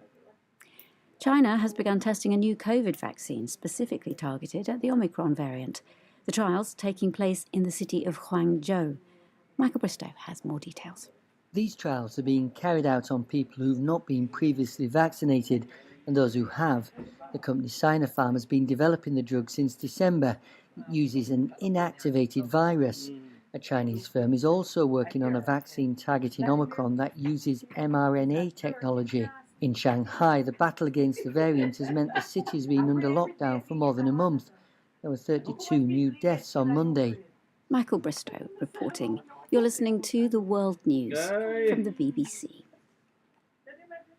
Iran has strongly condemned the trial in Sweden of an Iranian official charged with being involved in the execution of a large number of prisoners in the 1980s. The Iranian Foreign Ministry says the arrest and trial of Hamid Nouri is illegal and is demanding his release. The prosecution says the executed prisoners were members of the People's Mujahideen of Iran, an exiled opposition organisation which Tehran considers a terrorist group. Lawyers defending Mr. Nouri have denied he was present at the alleged killings. The European Union has accused Apple of abusing its dominant market position in mobile payments by limiting access to key technology for rivals to its Apple Pay system. The EU's Commissioner for Competition, Margrethe Vestager, said mobile payments played a rapidly growing role in the digital economy. She said that if the EU's findings on Apple's conduct were confirmed, it would be illegal under competition rules. Apple said its payment system was only one of many options. Security forces in Ethiopia have fired tear gas in the capital Addis Ababa as people tried to disrupt prayers marking the end of the Muslim fasting month of Ramadan. Tens of thousands of Muslims had gathered in Meskel Square. Hannah Tabuari has the latest. Monday's violence in the capital is likely to escalate tensions. Images of people running away from tear gas and mothers desperately looking for their children in the chaos are widely circulated on social media. Addis Ababa police blamed a few individuals for the violence and said properties were damaged. They vowed to conduct a thorough investigation. The Moroccan Justice Ministry says King Mohammed has pardoned 29 people jailed for terrorism or extremism offences in a gesture to mark the end of Ramadan. 23 of those pardoned will be freed, while the remaining 6 will have their sentences reduced. BBC News.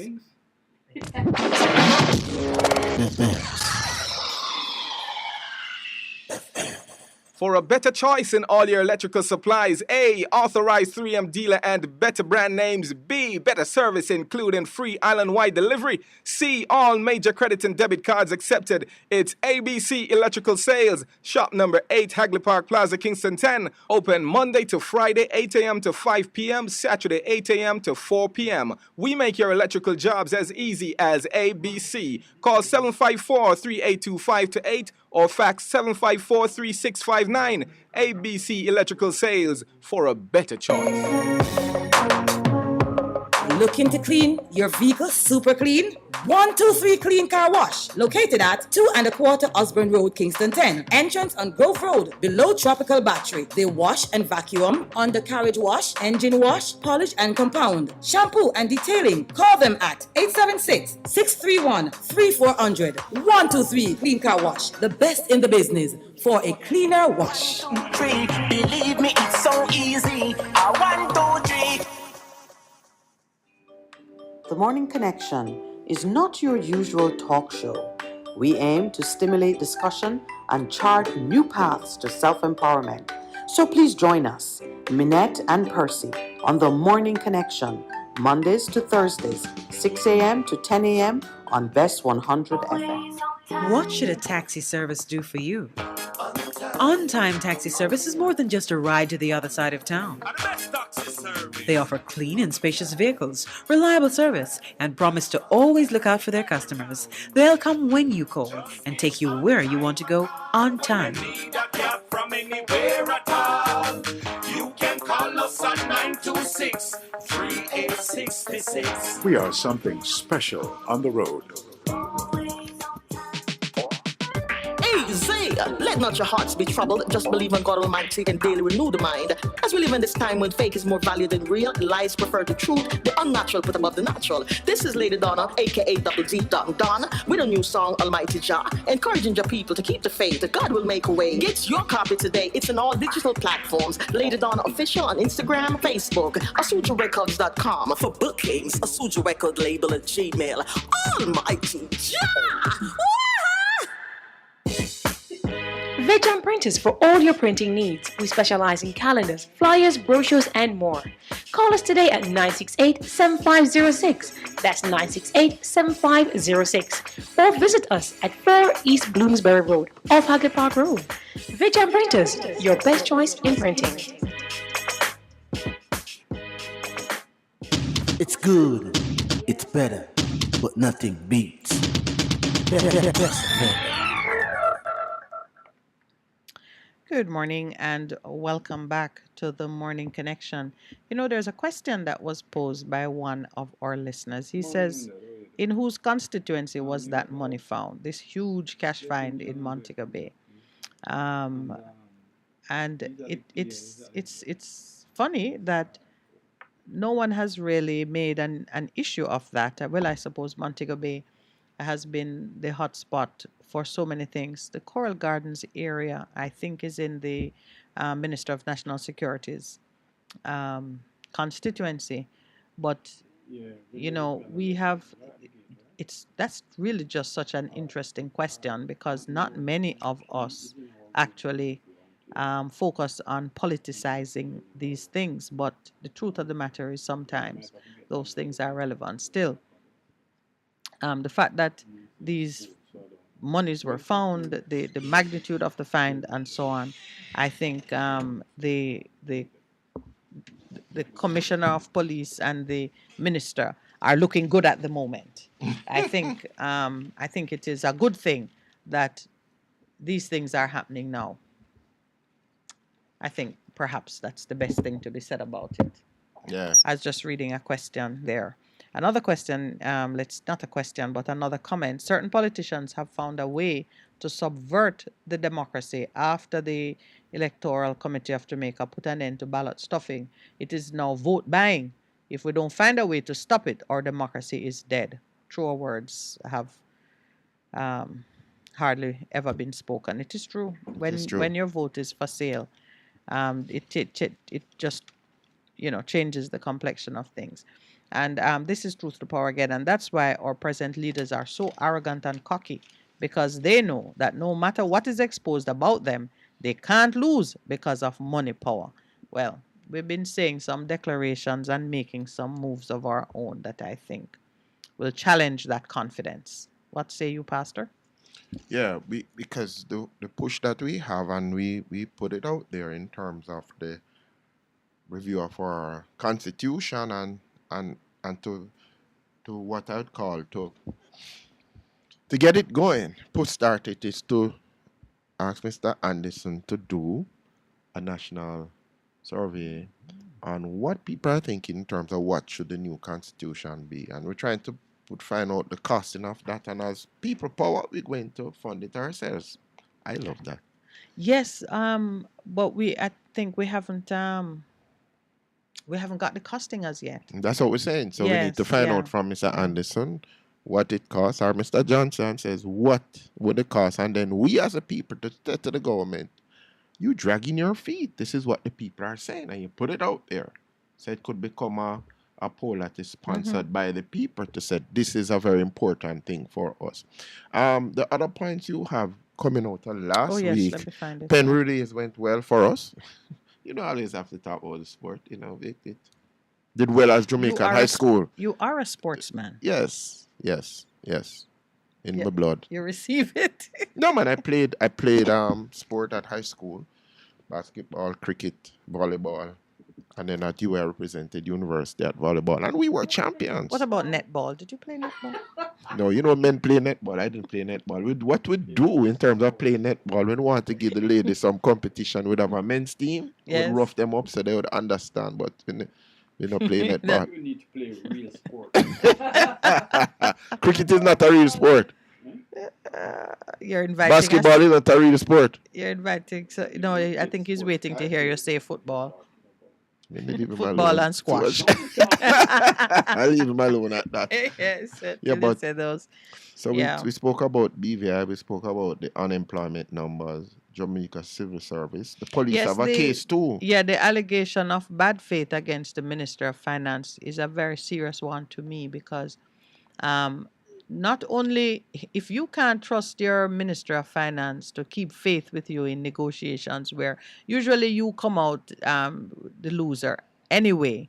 So it's not as if you carry such great weight in the negotiations.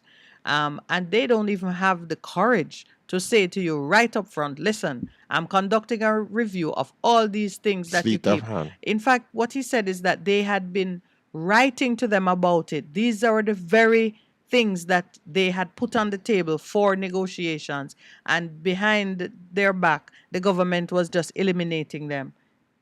And didn't even say to them, no, don't even bother come with that because that is going down. We're replacing it with this. That goes to the heart. We talk about integrity and we talk about respect. That we can do what we want. You can chat all you want. I'm seeing a pattern here, which is now, it's like them just open with it in relation to the maintenance of drains and so on and so forth. As floodwaters have been terrorizing people, you hear the councillors saying, we want more it don't matter how much work we have to do, don't matter what we ask for, we're getting the same small sum year to year. Costs are going up for everything else, but we're getting the same small sum. So it's like, what is it? You're invisible. What you say don't matter. We are learning that our government is not truly one that operates on any kind of consultation and consensus. It's a bullying situation. Because somebody has given me an insight in terms of how the budgeting process goes for government. So the budget is read in February now. That came under Dr. Peter Phillips. So when they go. But from September, of the previous year, you from your department and ministry have to submit what it is, and then it goes and they cut it based on what they know already what their priorities are gonna be. And the major thing that calls on our budget, and people need to recognize it, we have to pay this back. That's the first thing. Yeah. We So have it's to not pay a this. genuine. No. So you're saying it's filled with bad faith anyway. Yeah, man. We have to pay this back. And that is what the Constitution says. That's why we need to change it. We have to pay this back, and the government goes and continues to borrow money, like on these projects. And you know that work already. I didn't have to repeat that in terms of what happens in terms of the major infrastructure. It's needed, but some of them you can put on hold because it's not a priority and a critical thing. No. But why do we push infrastructure? All right, let's open the lines. Yeah. And we'll keep our dialogue going because we have some other things that we'll have to mention in between. May I just remind persons that the numbers to call are 619-1508 and 279-8473. How we fund the budget and how we structure the budget and so on. I mean, that is kind of like at the heart of how we keep faith with the people. Yeah. And then say to the people, these are some of the realities. Because as a leader, you have to bring the tension in that you're looking after your people at the center, but you know you don't want to go into default in terms. But what are the things we need to do? And let the people understand what really is there. That's what good leaders do. Don't go up and tell them one thing and then you know in your heart of hearts it can go so. But in chat, man. But even you as the head of your household, I mean, you see all the different things that need to be done, and you have to find a way to communicate what the priorities are and get consensus on the priorities. You know, when I went to Cuba, got an understanding about some things in Cuba, and one of the things that the first time I went there, you could only get sugar in the hotel. A decision had been taken that the visitors need to be able to have sugar. So of their sugar production, they didn't reserve for domestic consumption. I don't know what I think. Boy, Cuba must be very healthy. Good morning and welcome to the Morning Connection. Morning. Good morning, sir. How are you?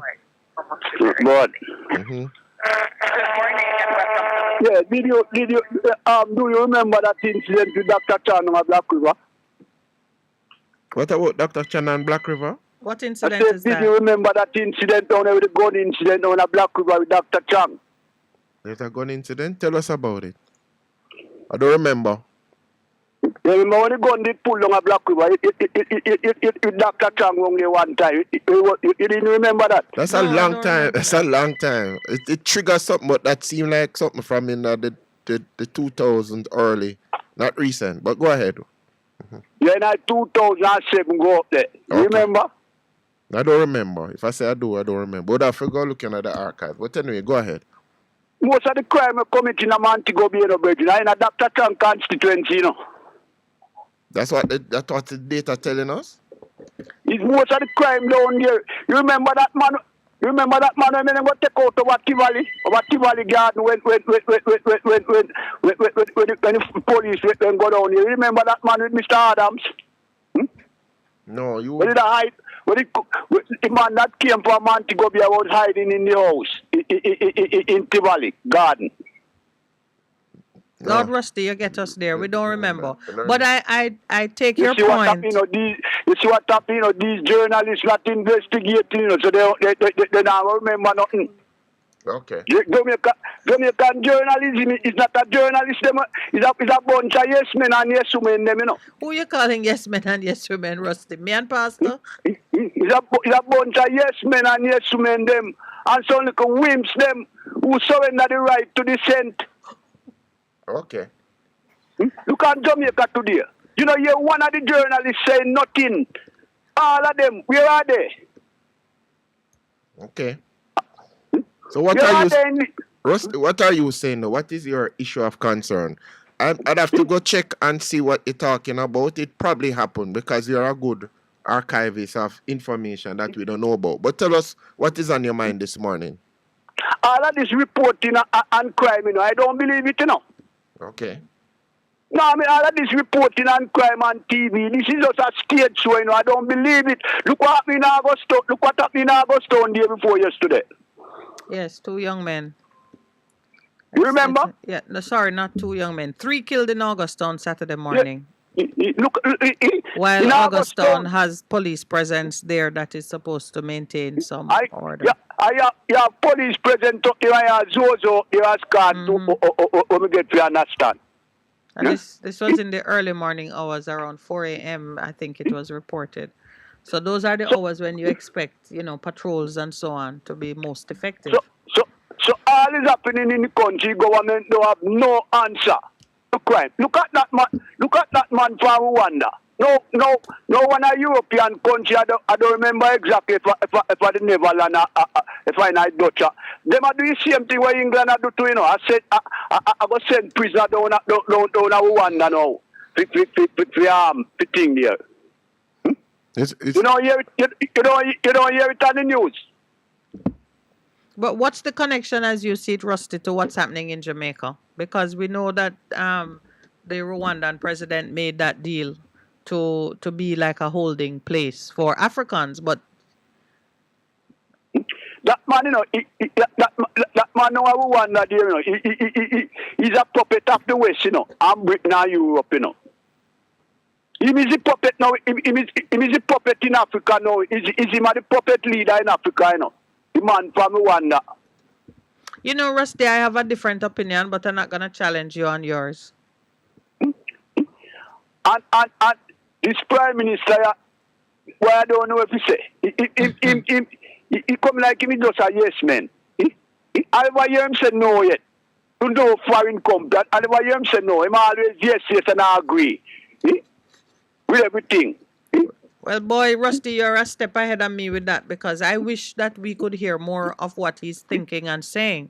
He has not given any proper interviews. This Prime Minister went away a lot of time and he came back here with nothing. Nothing at all. That's my point. We don't really know what our Prime Minister is thinking. He came back here with nothing. With an empty basket. He go over there with a basket empty and he come back with the basket empty. Nothing at all.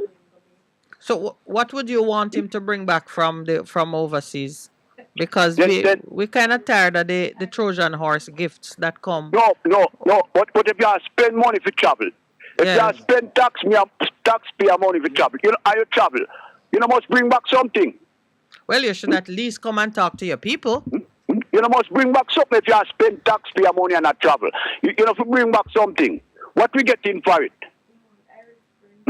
What we getting for the amount of traveling all up and down all over the place? What are we getting for it? All right, then. All right. Any other point? Yeah, Rosie, we have another call waiting. Yeah. Hello? Yeah, I'm We saying have another no caller on the line. We're getting a signal to wrap up this conversation. So, Pastor is asking you to wrap it up for us. Pastor did ask if you do something a couple months ago, and I Which don't was know what? if you do it, you know. What's that? The basket? I didn't mention that thing about the conference of bishop in Venice, Italy. You say you was going to research and check it out, but it seems like you don't do it at all. All right. Okay. We'll leave Pastor twisting on the hook with that one. All right. All right. The Conference of Bishops in Venice. You remember the year? In somewhere in 1930. Okay. All right. In the 30s. When we speak again, Rusty, Pastor will have his report. Thank you, my then. brother. Take care. Thank you all very much.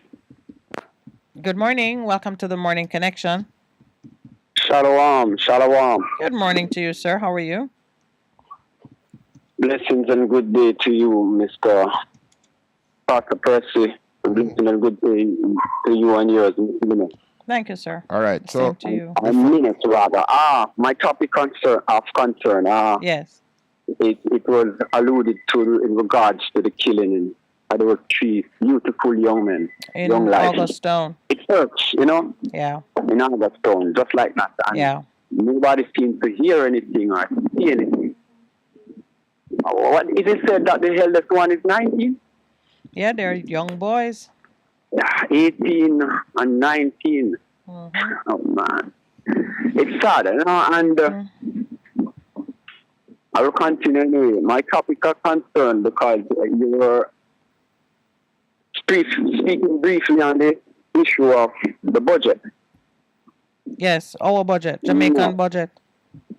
And you mentioned that the government is not one of consultancy Consultation and consensus. and consensus. Consensus therefore mean a general agreement. Yes. But the question could be asked, who would they consult with before they sign off on their budget? That's the question. Okay, so in my experience, even with them, a budget call goes out and all agencies and so on are required to do their planning and submit their requirements and also report on their performance against the previous budget. You send that in, but then there is no negotiation that takes place concerning how you have fixed your priorities, if there are adjustments or any kind of reasoned engagement that goes into the fixing of the determination of the final outcome. As Pastor said, one report he has is that you send in what you want and the government cut it because the government already knows that it has certain limitations. So there's it's really not a conversation. And in some instances, it is even a waste of time. Because if you know that you only have $5 for this, tell the people you have $5 and let them determine how to spend it. The other part of the how you could do the consultation, if you have infrastructures at the local government level that are in constant dialogue with people and with the communities, so you have a vision that everybody's working against, and then it flows upward into the budgeting exercise, then you would have people being now at the center of the contribution, and that's where the consensus and agreement would come in. Yeah. That's where my mind wonders. I said, do we consult the people? And you mentioned the parish council, Yeah. the local government. So they also need to have what you call a town hall meeting with the common people. Yep. Because they have consulted, but when the first part of your statement was really referred to government, executive agency, and government department. Yeah, so that is the process that is followed, because the government's budget is concerned with government spending, not really meeting the needs of the people. Exactly. Yeah. And it needs to. And I don't believe in the trickle down theory, but I was going to use that. Either. It needs to trickle down. The consultation needs to trickle down to the common man. Well, and that would be town hall meeting. Yeah, but the truth is the consultation needs to ferment and build up at the base. It really is a bottom up exercise. Yes, which is the common man. Would you agree? Yeah. I agree with you. In a democracy, the demos is left out. Yeah. Yes. Yeah. And the demos is the common people. The people. Yes. Another concern I want to express in regards to this budget. You know that the government shouldn't have what you call a deficit. I'm going to relate a story to you. Two before I come up. I'm going to ask for one question. Yeah. I'm going to ask him to break down a simple, common known text for me from scripture. But let me relate this story. Day before yesterday, I bought some credit from a particular phone that I have. Yes. I think your station used the same phone, the same service or the same provider. Oh. No. When I bought the card, I know that I paid some government tax. Right. True. Right? When I bought the card. No. I know some years ago that every call you make, you pay tax on the call. Yes. But here is what knocked me out. I didn't know, and I saw it come up on the phone because this is a more advanced phone. When you make a call and the call isn't responded to, like they had a person on the end or they had a call, don't answer. Don't pick up the phone. Right. You also pay government tax if a voicemail come in. Right. Yes. And I don't mean the person voicemail, the voicemail is coming from the company. From the company. Right. Yes. I did not know that. Oh, I think that is illegal. That's criminal. Oh, my brother, that has been so forever. No, but and it goes back to point out something. It's the basis for those who might not have picked it up before. The principle is calling party pays. In fact, it used to be that the phone companies would put some long messages there. Yes, exactly. Right. And so now some of that has been curtailed. So I think there's like a time set, and they keep. You need to do more. Sorry to cut in, but you need to do more. I think so. So ask Pastor Percy. Ask him the scripture now, so that. No, I want to be consistent. Yes. Have you this minute run any? Any investigation on the accusation? I assume in Oakman Court's quotation about the Ruthven Towers being actually oversubscribed. No, I haven't. Non-Jamaican. I have not. We need to, because it's been a rumor. I don't know if it's a rumor. That's like the Oakman Close quotation that the people those Ruthven apartment was built with poor people money, housing trust contributor money. It's not the same people who get in those. All right, so let me just say something to quiet a particular concern, because we're not going to be bigoted or perverse in our viewpoint simply because there is some inconvenience or suffering. The owner of the development is the one who would be selling it.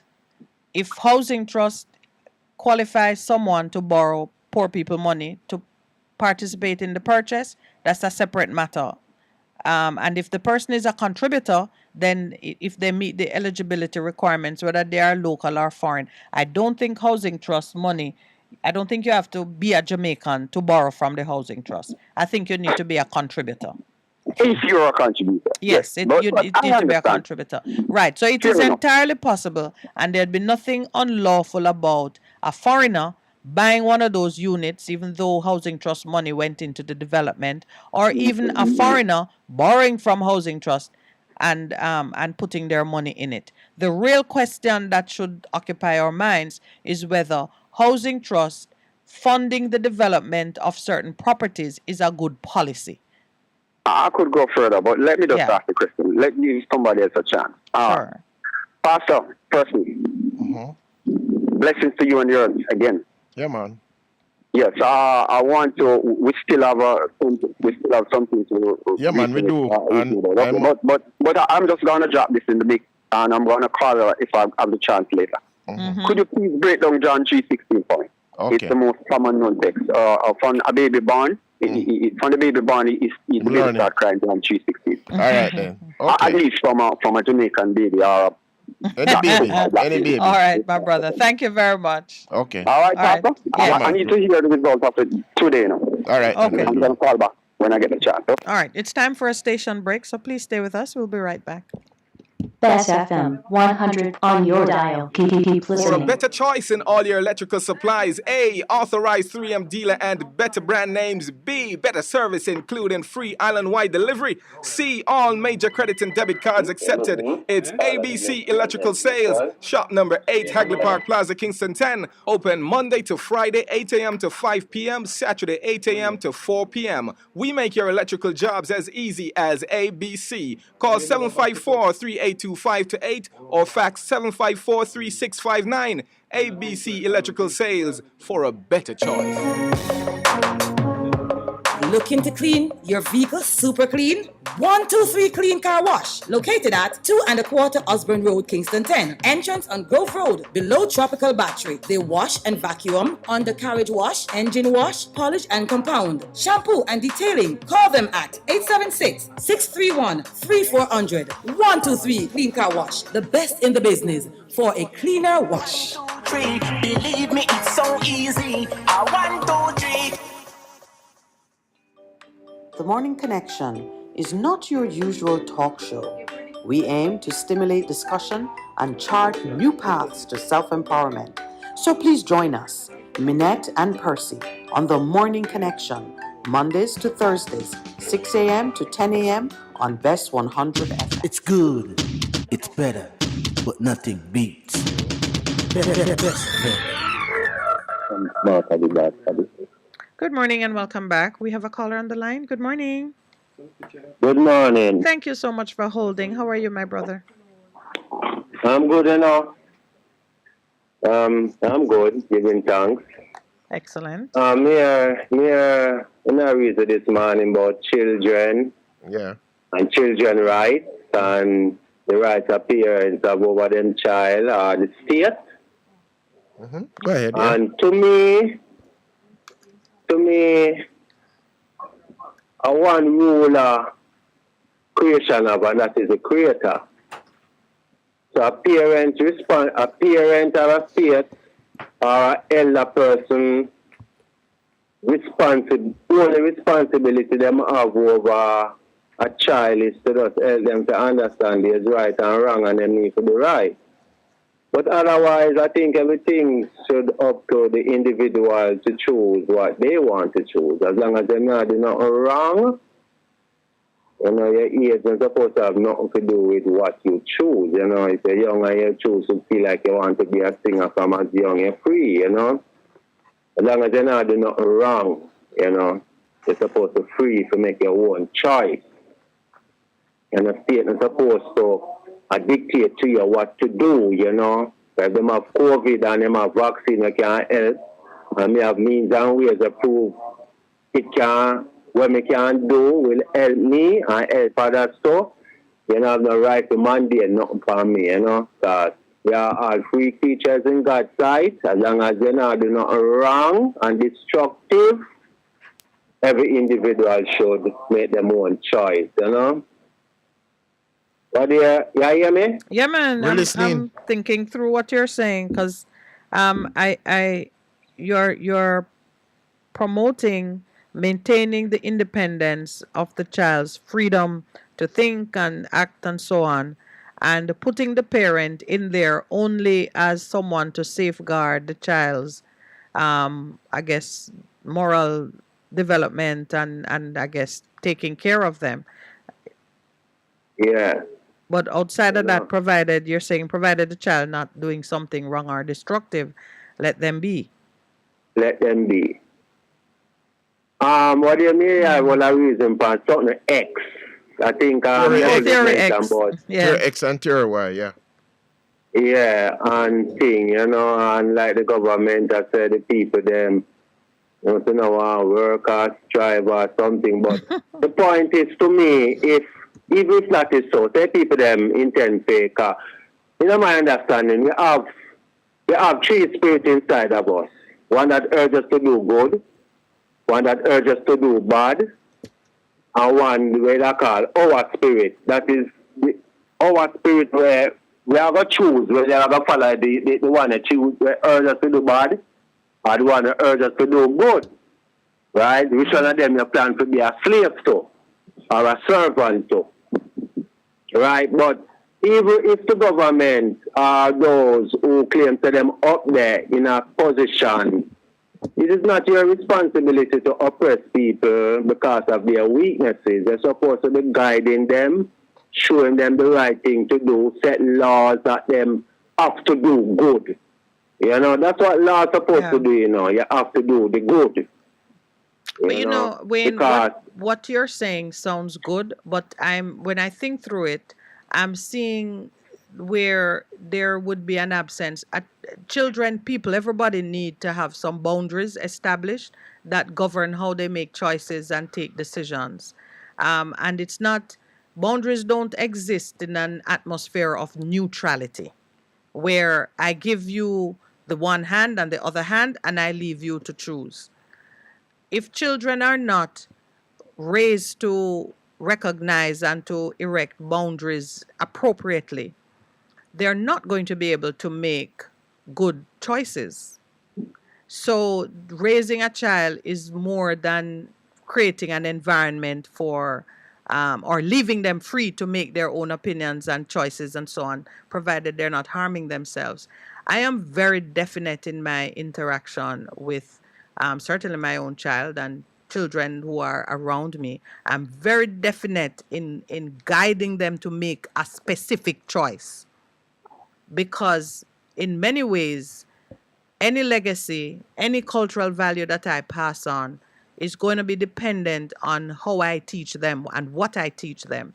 So I don't, when you say they should be free and so to make their own choices and so on, it's as if you're giving them balanced information that you could do this or you could do that, and you step back for the child to choose. The child might choose, you know, whichever one seem convenient or easy. Somebody online is saying, here Perry, the pirate, is saying that we tend to be violent and emotional, and we don't make good choices. Some people gamble too much, some drink too much, some don't save, and so on. And they get to that place sometimes by just not having boundaries. And that is important. Yeah, you're saying something, Pastor? I was saying that's important because you have boundaries are important. You have the laissez-faire type of parenting, authoritarian, authoritative, and there's one more. All right. So I guess you wasn't understanding me properly. That's why, right. That's why I said it out. So you have to have boundary. Yeah. But different from me setting the boundary for the child to know say you have to do good. Otherwise, some that the child make their own free choice, because me not gonna make you do bad. All right. Me there tell me a teacher about book, take a book, the importance of taking book. Importance of and knowledge. And you want to go watch cartoon and that type of thing. You got to set boundary. You got to tell her why me set the boundary there. You have a time for book, you have a time where you can go watch a little cartoon. Okay, because she needs both. Yeah, you know, but otherwise, son shall make wise choices, because you are the elder one who have the experience, apart from the experience to her, the younger one who not understand fully her urges and nature. All right, my brother, I think we boundary and explain it to her, but otherwise from that, son shall understand that, or he understand that. I mean, they're supposed to make them own choice, and them not do nothing wrong. All right, yes. Free. Okay, thanks. So there's a boundary, you know. Well, I just wanted to bring that up. You're not doing nothing wrong. Yeah, you're supposed to free to make your own choice. Yeah, I wanted to just kind of bring that out. We have another caller on the line. Was there anything else? Yes, upon. All right, thanks very much. Yeah, stay in touch. Good morning. Welcome to the Morning Connection. Good morning, Miss Minute. Good morning. Solution Man here. Good morning, Solution Man. How you do? There's a question I want to ask. When the government and the Chinese signing contracts for roads or the toll, it seems like they don't do it in the benefit of Jamaican people. You tell us. There's an incident happened last week with the policeman get an accident on the toll road, and the police them is the colleagues them come at the toll road to go here to climb to the hospital. And you know, so the people at the toll, so them can't go through. They needed to pay the toll. They need to pay the toll. So me I wonder what are, and a lot of people are coming now because even the fire brigade people said them do the same thing on the ambulance. This don't look right. It's like Jamaican over here. So I want to see Jamaican over here and the Chinese in between. But let me ask you, my brother, shouldn't we, in a well-run society, shouldn't we have the arrangements in place, government to company, that allows passage of government vehicles or emergency vehicles? Because the toll don't just, that barrier don't just lift like that. I don't think it is beyond understanding for all government vehicles to be issued with the tag. A tag. So that they don't even need to stop and pay the toll. They go through automatically. And then you can negotiate settlement at the cost of the tag. But the government supposed to implement all these things. Yes. Right. That's because the toll authority is a government thing, you know. You know that, right? Yeah, I knew, but this is an emergency and a life is on the line. So you have to think. Tell them, you see, Jamaican government can don't think long term. So they that's think short term. That's the tag. That is it. That's the tag. Yeah. You know, see, we have to think long term, and these people come like some sketches. You know, see, and me, you asked a question this morning about in terms of the money fine. Right now, it makes sense to beat around the bush and accept if we own some name to call. We already know the answer and the name to call. Okay. We already know these things. Why we have to beat around the bush? Right now, as I sit here right here now, I can almost predict a next bad news behind the week for done. These are things that are popping up very fast, and you can almost know the answer. Why we have to go around the bush? Jamaican people need to get up of them bottom now and go hit the road because these things is getting out of hand. Okay. All right. If we not see this, we're blind. True. Yeah. Things are not going the right way. Somebody hungry and full them belly, while the people must starve. Mm-hmm. You think any normal policeman out there wants to build another land and put in another situation, yeah?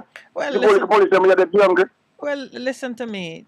When they found the money, they say it's about $5 million, which would have been more than the 600 million that they've declared. Which me and you, Miss Lincoln, are supposed to know. I saw it all go. We already know yes, that. Let us not beat around the bush. We know that that's going to happen. In the middle of their counting, they said, look, it is more than we thought. It's going to be about 7 million. If you don't mind, all the payments are going into my pocket too. And when they finish counting, it is even less than the first figure that they called. You know that nature, I'm sure you. When I find a gun in a canteen upon the wall, you can almost know what going to happen. It's like a script. These are things we know. We know the profit will come from Iceberg and tell you what are going on in Jamaica right now. Yeah. We know Jamaican people know. We are in a country. We know a lot of things. Yeah, it's like a script. And it's like a script. You're going to hear the same thing. We just waste better company read and ask question which we know these things. This is time for us to move. I agree, sir. Need to get up now. It is time to move. Yeah. It's time to move now. People are dying. We have our kids' future for deal with. It's not about the big greyback people. It's about the kids them. And this month we are being especially careful to observe the rights and to recognize that these are important rights that we need to honor them and show that we are honoring them in our behavior and in our actions. Right now, every man in Jamaica will be up now. Nobody's not supposed to give a law. Right now, not pure ball in people's shadow because there's nothing to laugh about right now. There's nothing at all to laugh about. People are dying like flies. You don't matter about Russia war now. We worse than Russia. Russia and Putin. All right. Sobering. Have a nice day. You All too, right, my thanks. brother. Good. Good morning. Welcome to the Morning Connection. Good morning, my lady. Good morning, sir. Morning, enlighten. How you doing? Morning. I'm good, man. Boy, after a call like this, I don't know if I can. I don't know. Yeah, right. Yes, I was thinking the same thing. That was a very sobering. Yeah, man. It's our institutions in this country are feeling us badly, you know. From the government, I hear one of the business owners calling out now say the government is, but they are also feeling, you know. They are part of the problem. Yeah, they are part of the problem, you know, because in this time, in this crisis, when the people are suffering and people, when you go to the supermarket every weekend or whatever time you go there, and you see this sufferation that is going on with the people, and these companies are raking in profit upon profit. You know, you any of them in a crisis like that, you hear them tell yourself, boy, that it's very few of them not announcing huge profits, you know. So in a crisis, when everybody's supposed to be taking a hit, they're not taking no hit at all. So from the government, the private sector, all our institutions in this country are failing us. So the thing for us to think about, you know, what are we going to do to arrest the decline that is taking place in this country? Because the decline is feeding into the crime that we have in, and we understand that, you know. Yeah, the desperation. It's the hopelessness. The desperation. That the people in fight and the desperation, you know. Right? Causing people to because I was on the street Saturday, and a simple argument between two individuals and little most murder take place, you know. People are frustrated, and we are living in a very dangerous country, because when people are frustrated, you know, man, the people may turn and do things, and sometimes they take out them frustration for who they're not supposed to take it out on, you know. The children, the women, the weak, the disabled, all those people are in danger of suffering at the hands of the little stronger, you know, because of frustration, you know. So we need a get together of minds in this country to solve some of the problems. Because the government not right now. I was a little thing from a little group on Facebook, and from 2020 I saw this coming, you know, and I was calling on the government to come with an emergency agricultural plan, you know, to use some of the land them at Bernard Lodge and Inwood and all those places, and whether them going great by themselves or them contract some farmers to plant some food that people can get food, and we have some emergency you know, outlets that we could have get food to the people at cheaper prices, right? So we have no leaders in this country. Let me ask you a question. You live in the, well, I guess the parish, the area where some of the Bernard Lodge lands are situated. Yeah. So, like, when you call for an agricultural product, who you make the call to? I mean, do you feel that you have connections to persons who could actually make a difference where that is concerned?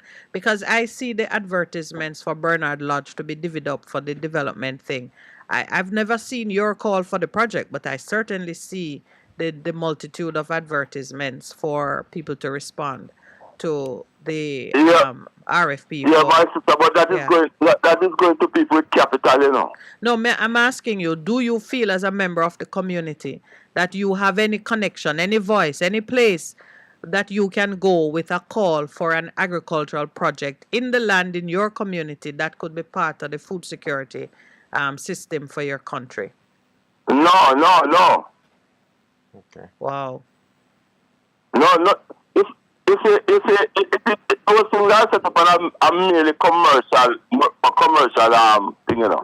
And you have to have first of all, you have to have a capital before you can. Yes, I hear you about that, but what I'm touching on is what's kind of came up with the brother who called before and said when we were talking about how budgets are planned and so on, and the absence of people in the contemplation and the decision making.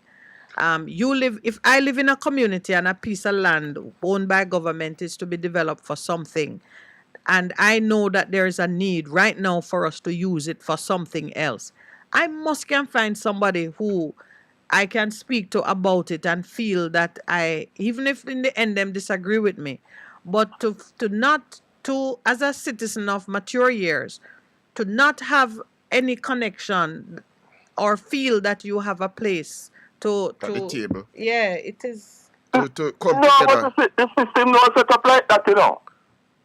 Well, when you say you want to have a lease or you want to purchase, The system do not set up like that because remember, you know, farmers was on the land and they move out the farmers the money, you know. Farmers was on those land producing, you know. And they remove some of those farmers and get in some big chosen and big neck man them and give them the land them. So what do you think a little man like me now could I make any difference? Like what could I say? Yeah, no, in fact, I would the man not in charge of that, he would even entertain an argument for me. And you know, my brother, it is not to criticize or it is to bring that point out forcibly. So those who are listening and may feel that, either they're alone in how they feel about certain things. I want all Jamaicans to recognize the situation that we find ourselves in, where we don't even feel like we have a connection to the things that are going on around us right in our own neighborhood. Not down in St. Elizabeth or over in St. Thomas, where you could say maybe at the St. Thomas man need to deal with that. But if something happening in the vicinity of where you live and you don't feel that you can have an impact on it, we're not in the right place after 60 years of flag flying. No, but it's exactly so we're not in the right place because right now, you know, we lack a government, you know. We lack a government. The government to protect the poor and the vulnerable, you know, right? So what I'm saying that in a crisis like this, we're looking down the road. You see, what do you call it now? COVID came about, disrupting trade, and you know, so with that disruption of trade take place, you're going to have shortage at this and shortage at that, and prices going to increase and all them type of thing. And every other government, every like other me, is a country little man is doing now, and something. we could have seen that. We could have seen that so that thing never happen. If we had a government, our leaders that could have seen that down the road and say, you know, say, that thing going to happen, so let us get it. Even so the same big man them. And say, listen man, you have to get to the act together and start to produce some food that we can get it out to the people, you know. But nothing like that, them give the land them to the man, but me not see the production as well. And even if they produce the thing, they're going to sell it at commercial rate that the people make can afford it either. Yeah. All right, my brother, I have another caller on the line that I need to deal with. So I hear you. I think you have spelled it out. Anybody who was in any doubt, I think you put that to rest. I would certainly like that. I would like to see now people stepping up now to fix that. Something going on in your neighborhood. You have an interest in it. There must be a place for you at the table. That's the very least. All right, sir. Thank you very much. Okay. We have another call on line. Yes. Good morning. Welcome to the Morning Connection. Background. Okay, hello? Yes. Hello, good morning. Good morning, my dear lady. Yeah, good morning. About maybe 2 callers ago, you know, the gentleman that was talking about, giving, like, my words now, you know, like children, free will, I wanted, but I'm glad he pivoted back, because I was wondering at what age this emancipation, my word again, would come in. Because contrary to what maybe a lot of people think, I think children like to be guided. I'm not talking about, living in an authoritarian house, as, Pastor talk about the different styles of parenting. But I think that children, they need that guidance, because they, we are the parent, and I think they look up to us as parents, or even the society at large, to see what is happening, and then it's then they emulate the behavior. And that's important. That is so very important, because whether we like it or not, even as we spoke about Erickson's stages of social development, and there are 8 stages to it. What they have discovered from research is that children love boundaries. And there's a study that was done where children are allowed to play in a playground, and what they did, they were playing and they removed the fences. I know it just like clockwork, they would not move beyond where they perceived the fence would go. Actually, they stayed closer to the thing instead of running up and down, because that is how they are. They love boundaries.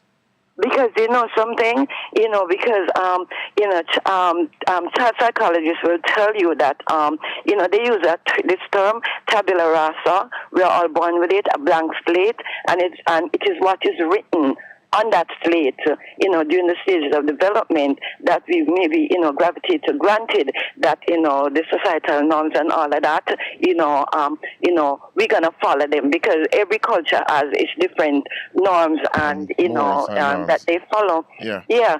So, so I don't like that, when people will think that, just give them a free rein, give them a run, and a dance. You understand? And the latest, you're right. Well, another latest dance move, give them a run, or whatever the newest trend is. Yeah, because the latest dance move is Lego the Bird, and that's about freedom. Lego the Bird and stir fry. You can do it or take a shot. Or do the dirt bones. Societies don't, are not built like that. Take, for instance, I don't know, what do you think about last week, the brouhaha with what happened with, the students at KC? I mean, the way, the way what's your vote? What is your vote? Pastor and I discussed it at length. Okay, my vote is that rules are rules, even though some rules can be amended. You understand me? But for me, I think society, we need rules, just like you say, and boundaries. And if to me, the parents, when being admitted to the institution, their children, their wards, they were made aware of the rules. And you have to sign to it as parents. And you sign to it, right? So know that, from first to third form, which is about maybe up to 14 years of age or something like that, 14, you have a set of children, our kids, that they will abide by the rules. By the time them reach fourth form now, where John now want take the talk, and all of that, them just want to change the rules in midstream.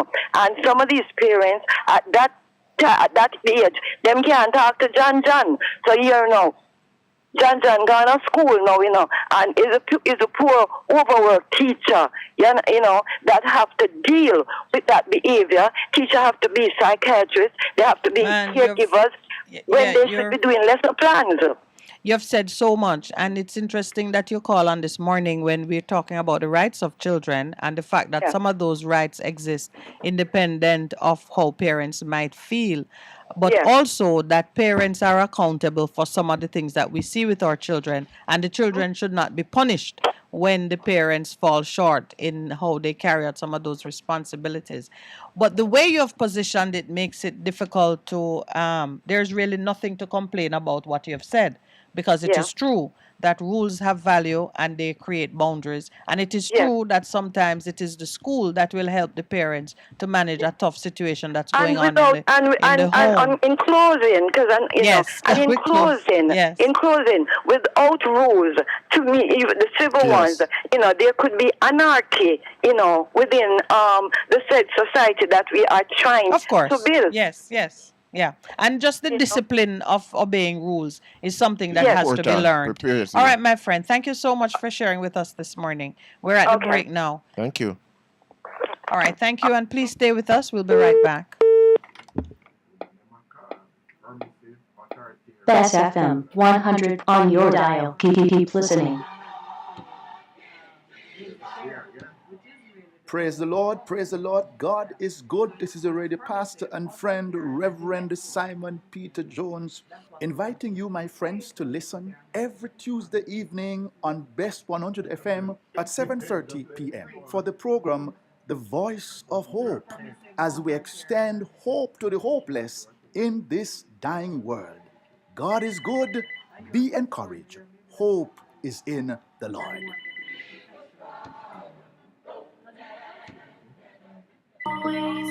What should a taxi service do for you?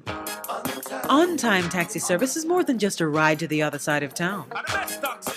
They offer clean and spacious vehicles, reliable service, and promise to always look out for their customers. They'll come when you call and take you where you want to go on time. From anywhere at all. You can call us on 926-3866. We are something special on the road.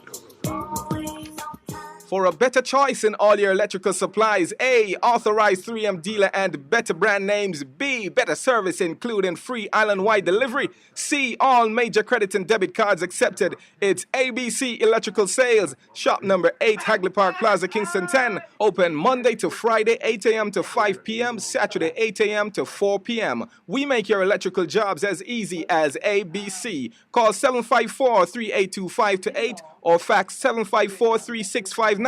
ABC Electrical Sales, for a better choice.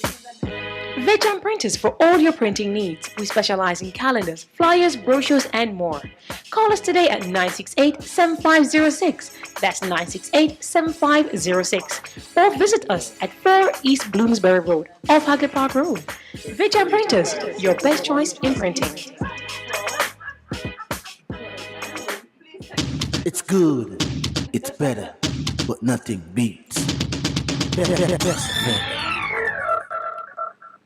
Good morning and welcome back to the caller online. Thank you so much for holding. Good morning. Morning. Why do I always have me a hole into me there so far? I can't reach you, no? You call when Oh, boy, when it the is- other call, and when a lady call, we give her a preference, you know. It's your time. No, sir, don't tell him that. It's not true here. We have no idea who's calling until the but- Look, person speaks. let me tell you something. That's Jerry's favorite caller, Mary. Oh. You know her. Oh. That is Jerry Small's favorite girl, Mary.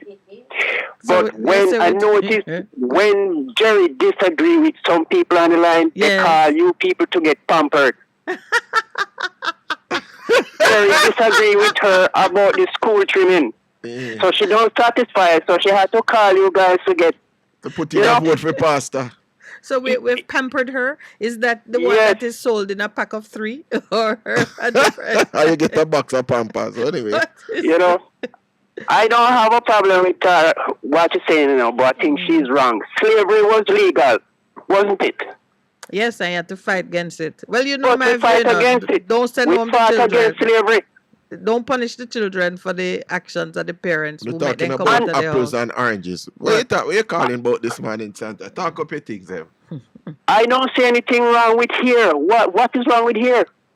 No, Why you do have- I? Your hair just need to be well groomed and hygienic. I was about 50-something years old. I was working in Grand Cayman at a body shop in H&R.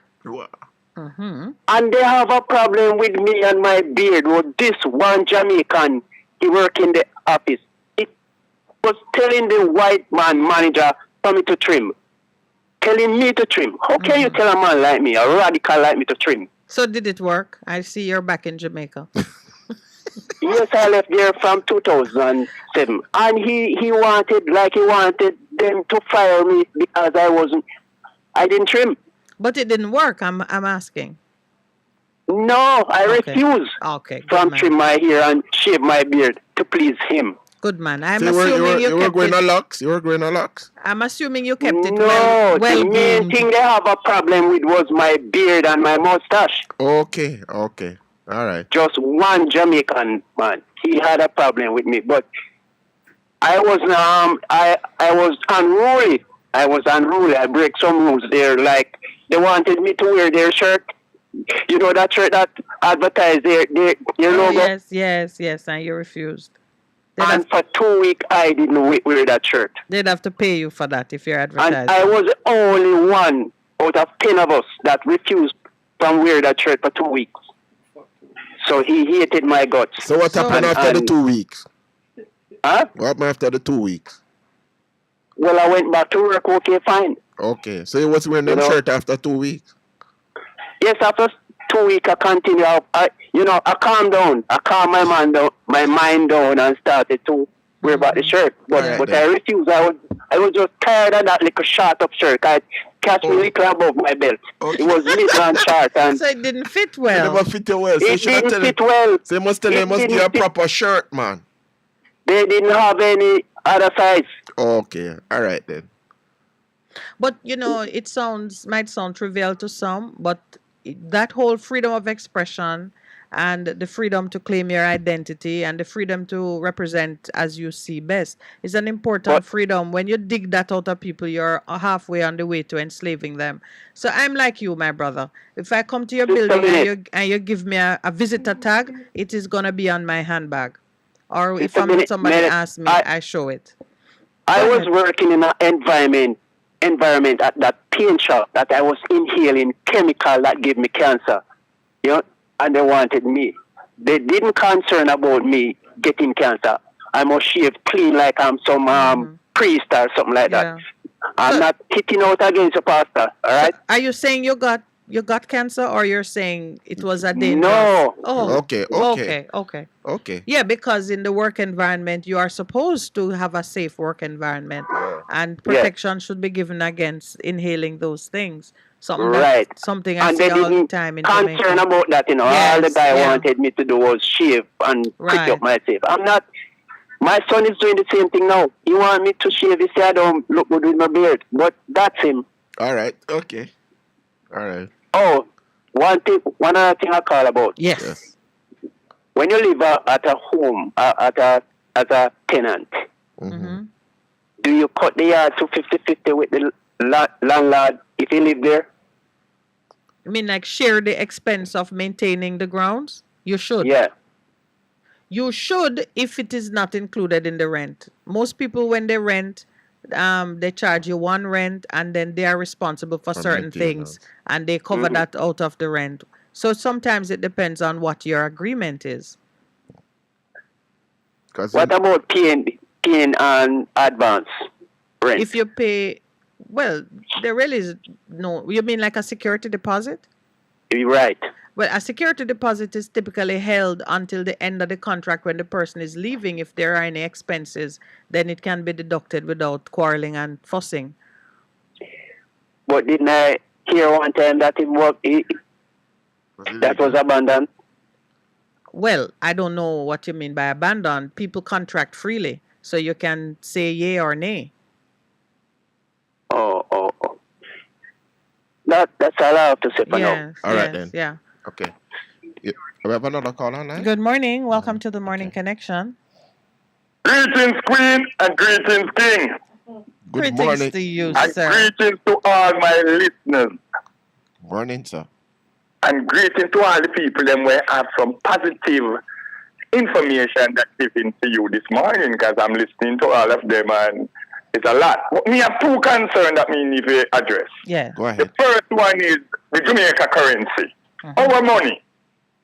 We cannot pass the airport because it no value nothing. 1969, see, I go come to Jamaica and change the money from pound, shilling and pence to dollars. Yes. But when they changed it, all right, 1962, then said Jamaica get independent from England, right? The minute they get independent from England, whosoever government was there who give Jamaica so-called independence has gone to them, they should have a money printing. But up to now, Jamaica do not have a money printing. And England printing money for Jamaica, which is the slave master. One pound in a Jamaica now value $200 Jamaican. Jamaica money can't pass the airport because they have no value. You know, spend no ways in the world away from here. But how can the slave master still printing money for Jamaica all these years? They have to pay for print it. They have to pay for ship it here. And all these things. And the poor people taxpayer money, they might use to do all of them things there. So we want to know why Jamaica do not have a printer to print them own money instead of sitting down and relying on England to print their money. Well, you know, Jamaica is not alone in that. Not many countries carry a printer that will do their own currency, largely sometimes to prevent fraud and to ensure that the highest level of security and the quality of the paper that you use and so on. I see it though as just one of the additional ties that we never let go of because we could have it printed. There are other printers in the world that print currency. Other countries in the world like Germany and the other countries in the world that print money. We could have just go somewhere else to show that. Thank you very much. I get your point. Secondly, no. Whenever time contractor get road to fix in our community, because there's a road of a Freetown Gap where the contractor then get too much money to go fix it. And what they go and they dig up, patch with them to patch, and leave with them to leave. Them fix here so, then left there so. Then fix there so, then left there so. Then fix there so, then left there so. I need the Prime Minister, Andrew Holney, send somebody to Freetown Gap, send catching to me, to investigate this road. Because the road is in a bad condition and they come there, they fix a little part, they asphalt this so they might be green this so they left this so. They mile this so they left this so. They might be green this so they left this so. Then left my gate and then go on next gate then fix this so. Then left out of the gate and then go on next gate then fix this so. I need somebody who is responsible to go to Freetown Gap and check that road. Okay. Because the road do not fix and it's wasting taxpayer money. All right. Every time you give contractor work to do, they take the money and they put it in their pocket. And then send them a drink out of their pocket. You know. And Colonel, the PMP councillor for Freetown Gap. Let me tell you something, big man. You're the most disgraceful politician I ever see. Because the man said labor right community two most labor right around there. He not road, never fix the road. Okay. And that is wrong. Yes, Okay. that is wrong. That is very wrong. They can't tell me say your PMP and labor right down there fight against one another. If you don't do something together, you must do it together. Not against each other. True. Yeah. And then the community don't end up suffer for it. Okay. Because when they come and do your son left, they start doing the son. Hello. If you get this thing right, remember I tell you, yeah, ton Jamaica outside the down, That would not understand. Okay. That people are the best blood clean and I want to take that destroy. Why would I destroy? Okay. Because of ignorance and stupidity. Okay. All right. Okay.